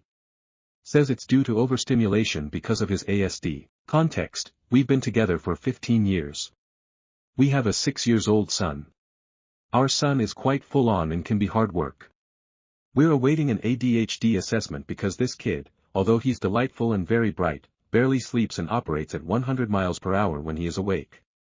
Also, he's not good at following instructions and he has a tendency to do the exact opposite of whatever you tell him to do. He can be quite trying sometimes. Although I love him and he's wonderful. My husband was diagnosed with autism after our son was born. We both work full-time. My husband is the main earner and he earns double what I do. I did previously have a better paying job, but I quit to get a more flexible job that was more family-friendly. I now work from home full-time. Hubby works from home 3 days a week and has to go to the office twice a week. In theory, my husband finishes work at 4:30, but he usually works until 6 p.m. or until I call him for dinner. I do all the school runs, school lunch prep, and I cook dinner every day. I also do all the morning routine. My husband sleeps in every day. I haven't had a lie-in for years. On workdays, husband wakes up when he needs to for work and not a moment before. At weekends he sleeps in usually until at least 10 a.m., often until lunchtime. Whereas our son is an early riser and it's always me that gets up with him. I do all the school preparation routine, and at weekends I'm up making breakfast and playing with him or doing chores. My husband will sleep in, then shower and have a breakfast and coffee etc. by himself before he joins us. When I've spoken to him about this, he says he can't help it because he just has a different sleep schedule to us. I've said that's absolutely fine, but can we do something at a different time of day? E.g. if he has a lie-in at the weekends, can I have a lie-out and a few hours to myself while he does bedtime? But actually, it's also me doing bedtime usually by myself. I also suggested, can he take our son to the park for an hour or so after he gets up so I have time to myself? But he always finds an excuse as to why he can't do that. Conversely, when I take our son out in the morning without waking my husband up, my husband gets annoyed that we went without him. I know he can get up because he gets up for work every day. And when we had friends visiting recently, he got up and made breakfast for them. The only time I get to myself is when I go to the gym twice a week, but I always put our son to bed before I go. My husband has said I can be controlling about our son and that is why he leaves things to me. And maybe he has a point. But I don't really feel like I can leave him to parent solo because things have often gone wrong when I have. Hubby loses his temper quite quickly and will not just yell at our son but fully scream at him. And once he poured some water on him after our son bit him. I know biting is bad, but who is the adult here? Additionally, once when I left him to do bedtime while I went to a class at the gym, I got back at 10 p.m. and hubby was asleep on the sofa while our son was awake playing Xbox by himself. Hubby hadn't got him in pajamas or made sure he brushed his teeth or anything. Also, once I went to get my hair cut on a Saturday and hubby didn't make lunch while I was gone, he said because our son didn't say what he wanted to eat. Now I do my appointments during my lunchtime from work. Hubby is completely addicted to his phone, which he says he uses to regulate due to autism. But he is almost always looking at it, and both me and our son need to repeat ourselves several times when we're talking to him. He's on it all day long, including at the dinner table, and didn't take kindly to my suggestions to have screen-free dinner, or put phones in a box sometimes when we hang out. As well as this, he doesn't do a lot around the house. I mean the daily stuff like the dishwasher, cooking, cleaning is all me. I feel honestly like a single parent. I'm seriously considering divorce. But my husband is very upset about that and says he's been crying himself to sleep every night because I don't love him anymore and that he will change. The thing is, he has tried to change several times, but it never lasts. He has been diagnosed with depression and sought help, but it's been several years and nothing has changed. Hubby does get time to himself and I'm always encouraging him to attend gigs. He has been to 3 so far this year, including nights away in a hotel each time, but he doesn't really have any friends of his own. He says I'm his only friend. I try to encourage him to hang out with his family, but he reacts poorly because I'm trying to get rid of him. Also, when we're both sick, for example when we both had flu recently, hubby will take to his bed whereas I'm still carrying on as best I can. We had a good relationship before we had our son, I think, but since then it feels like I'm married to a man from a 1980s sitcom. Stories number 25. My parents invited my ex to a family dinner without telling me, and I ended up walking out. Now everyone says I overreacted. Last night, I had one of the most awkward dinners of my life. and my whole family is divided over whether I handled it badly. A little backstory, I dated my ex, Daniel, for almost 3 years, and we broke up 6 months ago. It wasn't a messy breakup, but it was painful. We wanted different things in life, and eventually, I decided to end it. I've been slowly moving on, focusing on myself, and trying to rebuild my confidence. Yesterday, my parents invited me over for what I thought was a normal family dinner. When I walked in, I saw Daniel sitting at the table laughing with my dad like nothing had ever happened. I froze. No one had warned me, and for a moment, I thought I was hallucinating. I pulled my mom aside and asked why he was there, and she just said, "Sweetie, he's like family to us. We didn't think it would be a big deal." Apparently, Daniel has kept in touch with them and comes over sometimes. That was news to me. I tried to be polite, but I felt so uncomfortable the whole time. Every little thing he said made me tense, and my parents kept bringing up old memories we shared, which made it even worse. After about 20 minutes, I couldn't take it anymore. I quietly excused myself, grabbed my bag, and left. Later, my mom called me, upset, saying I embarrassed her in front of everyone and acted childish. My dad says I need to grow up and accept that Daniel will always be part of the family. My sister, on the other hand, thinks my parents crossed a line by not telling me beforehand. Now, my parents aren't speaking to me, Daniel probably thinks I'm immature, and I'm sitting here wondering if I actually overreacted. Should I have stayed and pushed through the discomfort, or were my parents wrong for blindsiding me like that? Stories number 26. Boyfriend cancelled our last days together before his trip because he got upset with me. Hi everyone, I'd love some perspective from other women. My boyfriend is going abroad in 2 days with his mom for 10 days. Today and tomorrow are my days off, and we had planned to spend them together before he left. But after an argument yesterday, he suddenly decided to go on a gateway with his mom instead, without even telling me until after. I feel really upset and honestly am questioning the relationship. What basically happened, he was with his mom yesterday and suddenly texted me, "Don't throw trash in my car, my mom is complaining." Apparently his mom found an empty water bottle I left the night before and some wipes in his car. I told him it's his car, not hers, and if something bothers her, he can just clean it up. Then he added, "Okay, I wore a shirt today and it smells. Maybe we should leave them in the sun more." I replied that I never noticed my laundry smelling weird, and that he's usually the one saying his clothes smell sometimes. Then he asked, "Do you use the same soap and softener for dark and white clothes? Because my mom says you need different ones so they don't smell." I said that's not true. He insisted his mom said it's true and that when she did his laundry he never had issues. At that point I got upset and said something like, "Don't tell me nonsense just because your mom says so. Even before we lived together, your clothes sometimes smelled weird. If something smells, just rewash it, not a big deal. You don't need to constantly throw passive-aggressive comments at me." Later, I ended up asking my mom, and she confirmed it's not about different detergents, but about certain fabrics, polyester, nylon, etc. holding odors more than cotton. I feel like I'm not being respected or prioritized, and I'm questioning if this is a red flag about how things will be long-term. At the same time, I wonder if I overreacted by getting defensive. Have any of you been in a similar situation? How do you handle it when a partner lets his mom's opinions spill into your relationship? Am I overthinking this, or is it worth reconsidering things? Stories number 27. My F38 husband M38 brought up divorce during an argument and I agreed we do. He then U-turned saying he'd live himself if I left him. Is this just manipulation? As the title says, we had an argument about him being able to go out whenever he likes and I have to get permission and him to babysit his own kids' backstory in previous 2 posts. So I barely go out. The argument ended in me saying I think we need counseling, but he said that he's sick of me and wants a divorce. I said yes, I agree we do.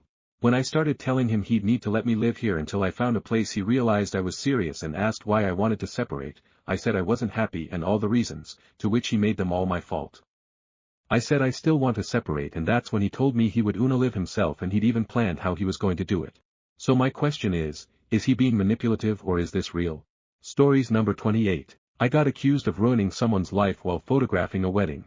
Rude guests. This happened over the summer. I'm a freelance photographer and this experience left me reluctant to shoot another wedding. I usually do things like news and sports or family portraits, but a close friend of mine was getting married. He needed a photographer, so I offered to do his wedding as a gift. The wedding goes great. But while I was shooting the reception, one of the guests ran up to me with this pissed off look on her face. I don't even get a chance to ask what's wrong before she starts to telling me that I ruined her life. Guys, I have never met this woman in my life.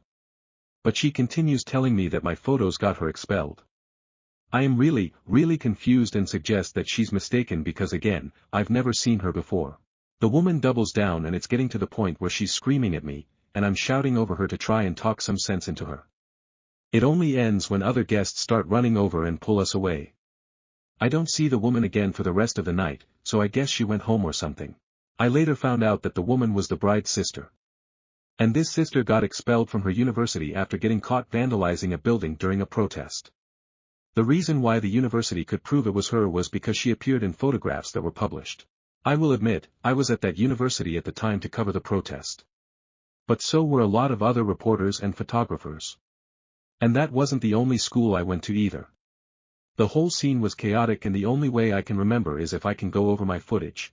Which, I did later, and while it turns out I did get photos of her, I don't remember my newspaper printing them. My friend was really apologetic and tried to pay me for my trouble, which I couldn't take. After this whole thing, I don't want to shoot another wedding again. Stories number 29. My BF invited his baby mom and her kids to my place. Backstory, my boyfriend and I have been dating for almost a year. He has a 2-year-old that practically lives at my place 26/30 days a month and his mother keeps him for less than 24 hours at a time. And that's by her choice, not my boyfriend's. The baby mom has 3 other kids. I have been working a lot this month to pay for fun things for us and the 2-year-old's upcoming birthday. And that's by my choice. Boyfriend had told me that he and the kid were going to go swimming. After work, I came home and saw her van. The boyfriend didn't ask or tell me he was inviting the baby mom and her 3 other kids over to my place / use the pool.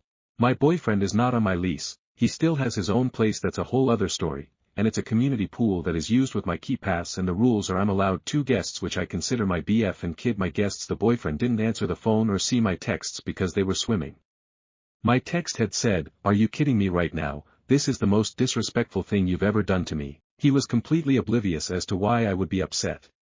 When I told him he should have asked or at least told me, he turned it around and told me it's because he needed my permission because it's my house and not our house. And that his son wasn't allowed to hang out with his siblings. I explained to him that if she did something stupid, she's legit crazy, or something happened to those kids, it's on me since it's my lease. I'm not jealous of them hanging out together, especially when it's only with all of the kids. I really can't explain why I feel disrespected, except maybe he's overstepping boundaries. He stays at my place but doesn't help pay any bills, buy groceries, or anything else to do with my place. He works just enough to pay his shared rent with his roommates and gas for his car. But I owe to him not at least telling me he was inviting the baby mom and her other kids to use my pool while I'm slaving away at work 14 hours a day / 5-7 days a week. Stories number 30. AITB for not punishing my daughter for hitting a disabled boy that touched her inappropriately. I know a lot of people have been waiting for an update on the situation with my daughter. Quite a few things happened. I can't give too many details, because there are active investigations and legal cases going on, but I figured I'd give all the lovely people that helped me on the right path a good update.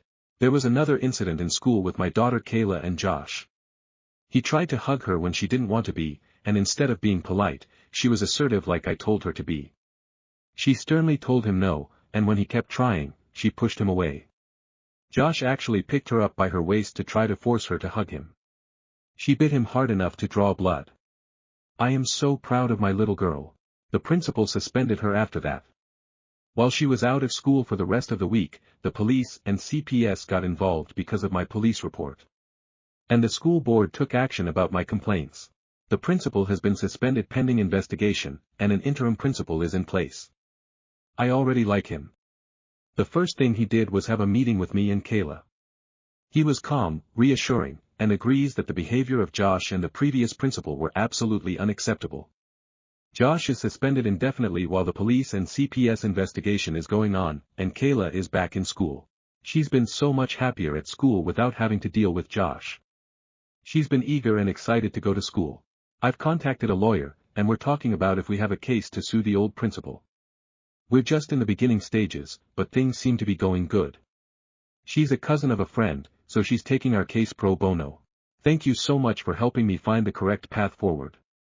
Fingers crossed everything goes well. Stories number 31. My boyfriend wanted to use my credit card for Comic-Con, and it blew up our relationship. Hi Reddit. I, 24F, let's call me Emily, have been with my boyfriend, 25M, we'll call him Ryan, for about 2 years now. In many ways, he's a sweet guy, funny, nerdy, and super into comics and gaming. But there's been one issue in our relationship that keeps popping up: responsibility. When we first started dating, Ryan was almost done with his driving lessons, literally 2 in-car sessions away from being able to take his test. He also told me he was waiting to land a good corporate job before applying for a credit card. At the time, I thought, cool, he's working on it. Everyone moves at their own pace.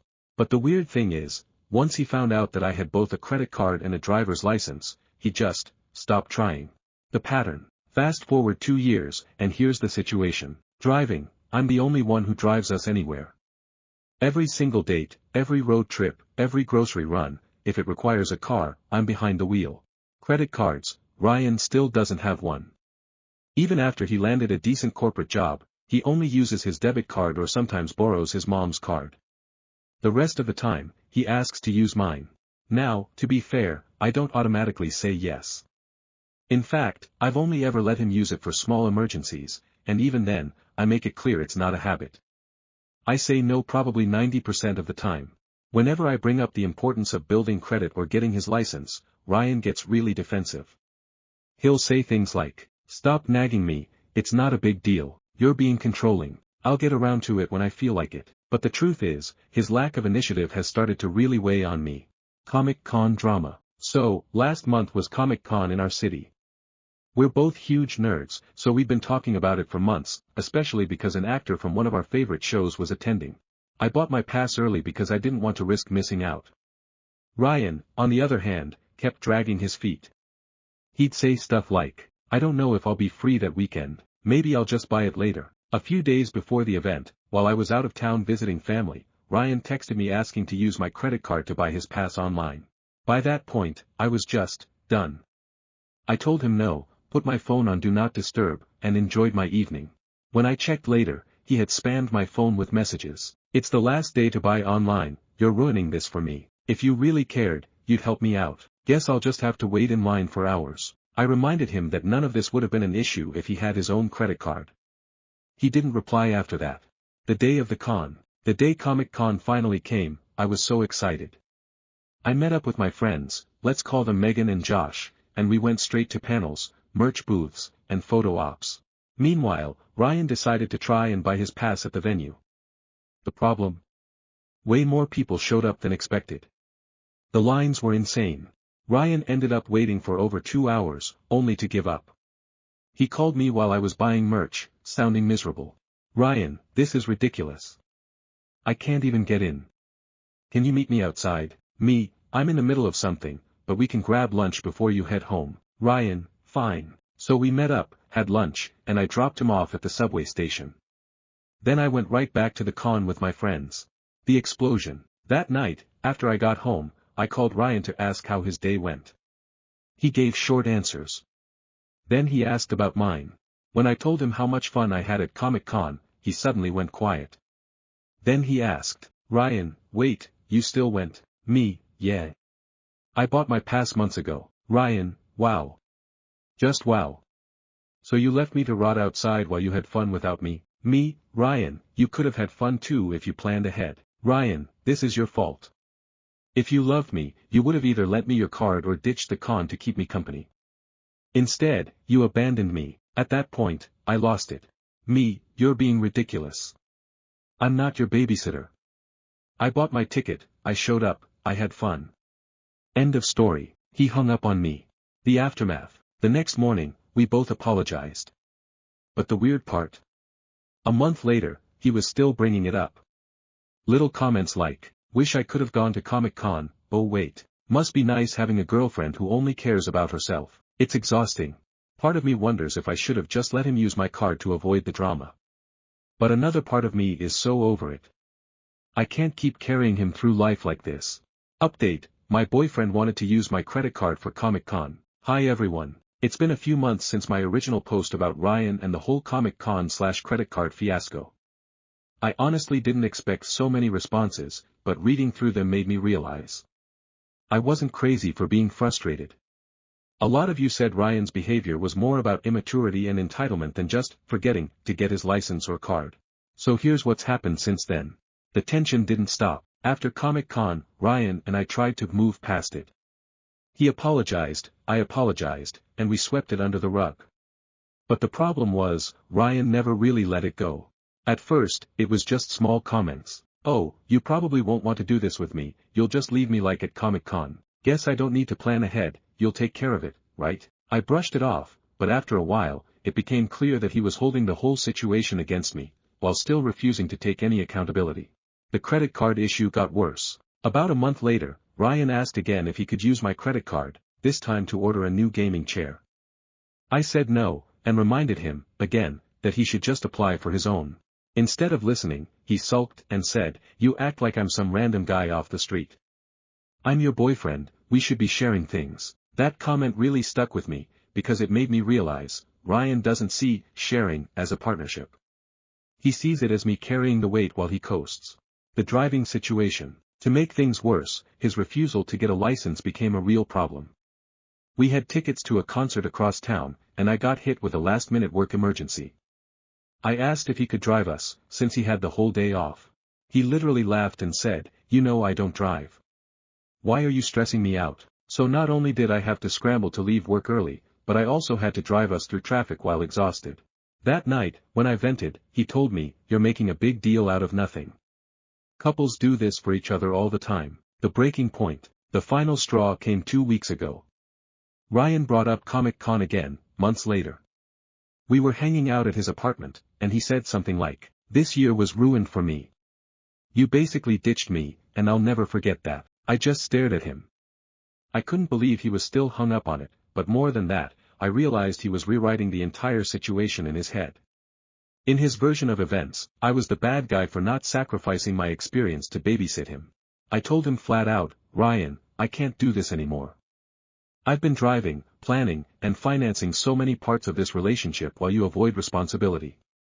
You had every chance to get a license, to get a credit card, to handle Comic-Con like an adult. Instead, you blame me for your choices." He called me selfish, cold, and even said I was acting like his mom. That one hit hard, because the truth is, that's exactly how I'd felt for months. Like his parent, not his partner. The breakup. We officially broke up that night. I packed up my things from his apartment, and for the first time in 2 years, I felt relief instead of guilt. Ryan tried texting me a few days later with one last guilt trip. "You'll regret this. No one else will treat you the way I did. I just needed more time to get my life together." But here's the thing, time wasn't the issue. Effort was. I've already seen him post on social media about fake girlfriends who don't support their boyfriend's dreams. I didn't respond. Where I'm at now, since the breakup, I've felt lighter. I've been reconnecting with my friends, doing more solo trips, and focusing on my own career. Honestly, it feels good not to be responsible for someone else's adulthood. Do I miss Ryan? In some ways, yes, we did share fun times, and he could be incredibly sweet when he wanted to be. But I don't miss the stress, the guilt tripping, or the constant feeling that I had to mother him. And the kicker. Just last week, I saw on Instagram that Ryan still doesn't have a driver's license, or a credit card. At this point, I know I made the right decision. TLDR of the update. Ryan never let go of the Comic-Con fight. He continued asking to use my credit card, sulking when I refused. Still refused to get a license, even when it directly caused issues.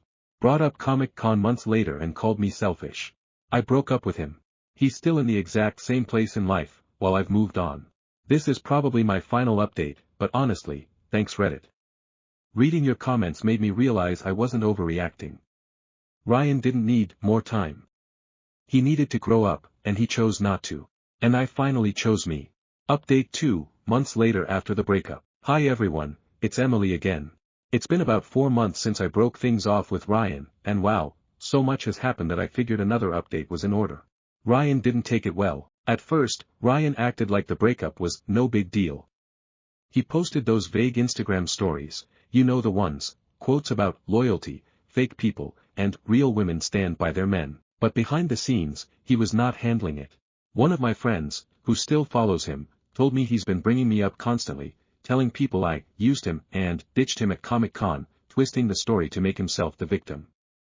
Apparently, he's been saying I never believed in him and that I was too controlling. Funny how controlling equals asking him to get a license and credit card like every other adult our age. The social media drama. Here's where it got messy. About 6 weeks after the breakup, Ryan posted a TikTok, a whole rant about girls who don't support their boyfriend's passions. He even used pictures from Comic-Con as his background. Yep.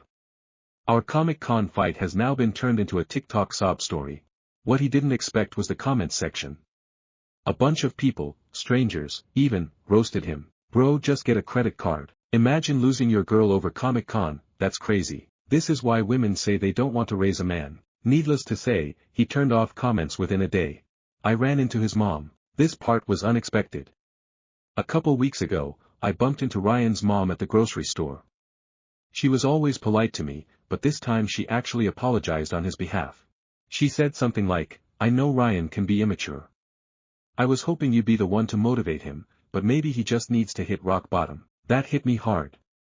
Because for 2 years, I really did try to motivate him. I encouraged him to build credit, to finish his driving test, to take responsibility. And instead of listening, he labeled me as nagging. His mom even admitted she's frustrated with him, because he still borrows her credit card. At 25 years old. Where I'm at, honestly, I feel amazing. Breaking up with Ryan gave me so much clarity. I didn't realize how much mental energy I was spending trying to manage his life until I stopped. Since then, I've started going to events with friends where I don't have to plan everything or worry about someone sulking. I finally took a solo weekend trip to Chicago, something Ryan always said was pointless and too expensive. I had the best time. And I've been reconnecting with hobbies I neglected, like painting and running. I even started dating again, very casually. Nothing serious yet, but it feels nice to be with people who act like adults, pay for their own stuff, and don't guilt-trip me for having independence. Ryan tried one last time. About 2 weeks ago, Ryan reached out again. He texted, "I've been thinking. I know I made mistakes.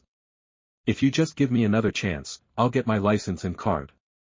I'll prove you wrong." For a split second, I considered it, not because I want him back, but because I wondered if he finally had a wake-up call. Then I found out through a mutual friend that he still hasn't signed up for driving lessons, and he's still using his mom's credit card. So clearly, nothing has changed. I didn't respond to his text. Looking back, here's the truth, Ryan wasn't a bad person. He could be funny, sweet, and charming when he wanted to be. But he also refused to grow up, and I can't build a future with someone who's allergic to responsibility. The Comic-Con fight wasn't just about a ticket, it was a metaphor for our entire relationship. I planned ahead, took care of things, and invested in the experience. He procrastinated, ignored responsibility, and then blamed me when it backfired. And honestly, I deserve better. TLDR of Update 2, Ryan turned our breakup into social media drama, including a TikTok about Comic-Con. His mom admitted she's frustrated with him too. I'm thriving, focusing on myself, reconnecting with friends, and dating casually.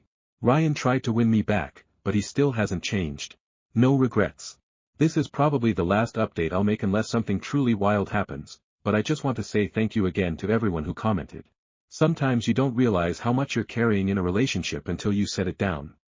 And once you do, you'll never want to pick it up again. Final update, almost a year later. Hey everyone, it's Emily again.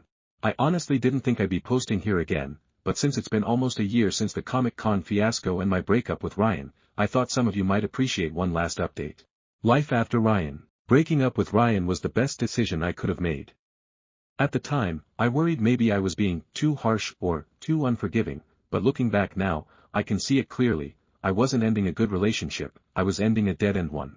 The first few months post-breakup were awkward, sure, unfollowing on socials, mutual friends picking sides, and Ryan's passive-aggressive TikToks. But slowly, life just got better. I felt lighter.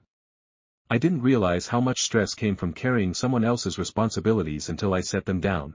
Where Ryan ended up. So, I know some of you are curious, what happened to Ryan?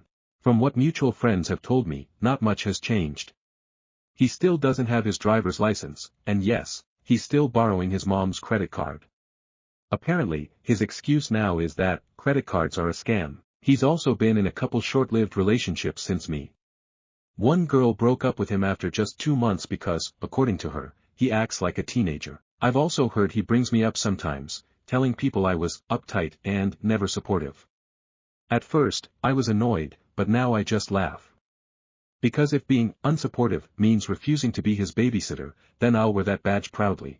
My growth. Meanwhile, my life has taken a huge turn for the better. I got promoted at work. I'm now a project coordinator, which means more responsibility but also more pay. I've built an amazing friend group who actually plan things and don't make me feel like a chauffeur. I finally did a big solo trip, to New York, and it was incredible. I went to Broadway, saw museums, and ate my way through the city. And the best part? I didn't have anyone complaining that it was too expensive or too crowded. I've also started dating someone new, let's call him Daniel, 29M. He's the complete opposite of Ryan. He has his own car, his own credit, his own apartment. He actually enjoys planning dates and surprising me. It's refreshing to be with someone who adds to my life instead of draining it. The unexpected encounter. Okay, here's the wild part. A few weeks ago, I ran into Ryan, at the DMV of all places. I was renewing my license, and he was in line, with his mom. Yes, his mom. At 26 years old, he was still having her help him try to schedule another driving test.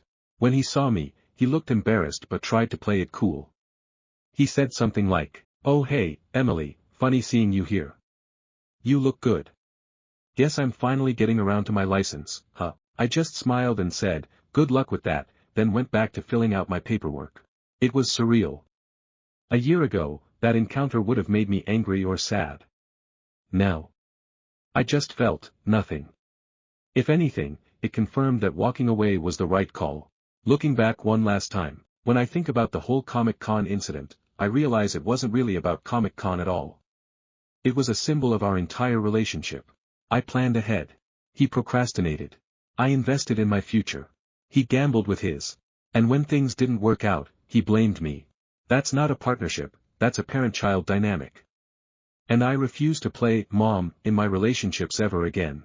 The lesson. If you're reading this and you're stuck in a relationship where you feel like you're carrying all the weight, please hear me, you don't have to. You don't have to be someone's emotional babysitter, financial safety net, or personal chauffeur. You don't have to nag someone into being an adult. Find someone who wants to meet you where you are, not drag you down to where they're stuck. TLDR final update. Ryan hasn't changed, no license, no credit, still leaning on his mom. I've moved on, got promoted, traveled, and I'm now with someone responsible and kind. Ran into Ryan at the DMV with his mom. Felt nothing. The Comic-Con fight was the beginning of the end, but also the best wake-up call of my life. No regrets. None at all. Stories number 32. What happened to me today when a young boy tapped his phone against my purse on a walk? If the title sounds confused, it's because I am very confused. I, 26F, was walking my dog by the local park today and came across 2 young boys, maybe 10-12-ish. One of the boys came over and asked if he could pet my dog. I said sure, yadayada. We talked briefly about how his dog at home is similar. He then said, "Well, as thanks for letting me pet your dog, here's this," or something along those lines, I don't remember the exact wording, and tapped his phone against the little purse I was wearing. I looked down and the phone screen just had a white background with a large black volume symbol on it, and the phone chimed, one of those default phone sounds. I don't know if the chime was a specific one for a specific action, it sounded like an iPhone sound. He then ran off to his friend and left. My phone was in my purse so I checked it to see if, he sent me anything. But nothing. I'm so confused. Is this a new prank the kids are doing? What happened? Edit, okay, after looking it up, it was definitely the Apple Pay sound. Which means it was definitely a very weird and stupid prank that is apparently making rounds on TikTok. It's probably good those kids got someone dumb and clueless like me instead of someone who get freaked out and aggressive about it. Thanks for the help everyone. Stories number 33. Aita for breaking up with my girlfriend because her family has multiple special needs members and she's talking about kids. I, 27M, was with my girlfriend, 26F, for 2 years. She's honestly the most amazing person I've ever met, kind, resilient, funny, and beautiful. I truly thought she was the one. But several members of her immediate family have special needs, and she's always been heavily involved in their care. I admire her strength and compassion, but I also realized it would always shape her life and by extension, ours. Recently, she started talking seriously about marriage and the possibility of having children. And instead of feeling excited, I felt my stomach drop. All these thoughts rushed in. What if I can't handle the constant responsibilities that come with her family? What if our children inherit similar challenges?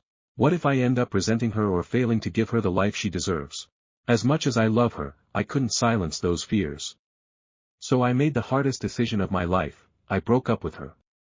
I told her she deserves someone who can embrace that future wholeheartedly, and I didn't think I was that man. She cried but tried to stay strong, and it broke me inside. Watching her face in that moment will haunt me forever. Now I'm questioning myself constantly. Was I honest and respectful by not dragging her into a future I wasn't sure I could handle? Or was I selfish and cruel for walking away from an incredible woman because of fears about things that might never happen? Stories number 34. Aita for telling my husband to shut the hell up in front of our adult son. My husband, 59M, and I, 56F, have a 27M son. We have other kids as well, 19F, 24F, 29F, but this post is about my son specifically. My son has had a very turbulent upbringing. Not least of which is due to my husband's parenting style. My husband is a surgeon and grew up in a very strict household and completed a 7-year surgical residency, so he's very, yes sir, no sir, kind of person. Because my husband is so used to nurses and hospital staff showing him respect and waiting on him hand and foot, it took a while for my husband to understand that his kids won't treat him the same way at home. My son never responded well to my husband's style of parenting. He struggled with being overweight and getting bullied in middle school, so my husband's response was to bully him even more to force him to lose weight. This caused him to get anorexic and he went from 160 pounds to 115 pounds in 4 months at age 14. Then when he was 16 he took a bunch of pills and would never tell anyone why he attempted to hurt himself. Then I found out from his counselor at school that his girlfriend had just broke up with him. The worst part is that I didn't even know he had a girlfriend at the time. Rather than asking my son what was wrong, my husband just made him feel bad about the $5,000 hospital bill, even though my husband could very easily cover it. My son and husband's relationship just got more and more fragile over time. My son wanted to go to college on the East Coast, we live in California, but my husband said no and that he had to stay nearby. My son secretly applied early decision to his favorite school on the East Coast and got admitted so he was contractually obligated to go. My husband values education so he gave in but held it over my son's head for years for breaking his trust like that. Then when my son was 23, my husband and I found out that he had secretly married his college girlfriend at a courthouse. That one stung for both of us and I cried for days, but I still decided to forgive my son for that and move on. At this point it's important for me to say, if it's not glaringly obvious already, that my son is physically incapable of sharing his feelings. Sometimes I'll make a new dish for him and he'll say he liked it and then somehow find out days later that he didn't. He is always so secretive and doesn't share anything about what's going on in his life, let alone what's going on in his mind and in his heart. My daughter-in-law, whom I adore by the way, has shared with me that she has the exact same problem with him. When my son was 25, my daughter-in-law got pregnant with their first child, a girl. This was our first grandchild as none of our daughters have kids. The joy of having a granddaughter being born into the family made our bond with our son much better and harmonious because my husband stopped thinking about his own ego and what's best for this precious little girl coming into the family. She's just turned 14 months and is healthy and active. My son just got promoted at work and he's been a lot more busy over the last 2 months and not calling as much. He's in computer science so the market has been tough and he's had periods of difficulty finding employment. But he really likes his current job. We were all taking a drive after dinner and my son said, "Can I share something? I just feel really stressed about work and juggling work and being a dad and husband and I want to talk about it." My heart suddenly dropped and beat out of my chest. My son has never been so open and let us into what he's thinking. He's been emotionally locked and shut for so long that I never realized how much I would panic when he finally let me into what goes on in his mind. My husband immediately started making his usual sarcastic and narcissistic comments again. The first thing out of his mouth was, "Then why don't you just quit your job if you can't handle it?" They started arguing and I stopped them and got the conversation back on track. Then my husband started getting sarcastic again and said, "Well, maybe you should," and before he could go on further I just said, "Can you shut the hell up and let him talk?" When we got home my husband took me aside and got mad at me and said I shouldn't talk that way in front of the kids. Then I told him to buzz off and that I'm not one of his nurses he can boss around. I went upstairs cause I couldn't stand to be near my husband at the moment. Edit. This post makes my husband look terrible because I'm super pissed at him right now, but I promise he has several good qualities.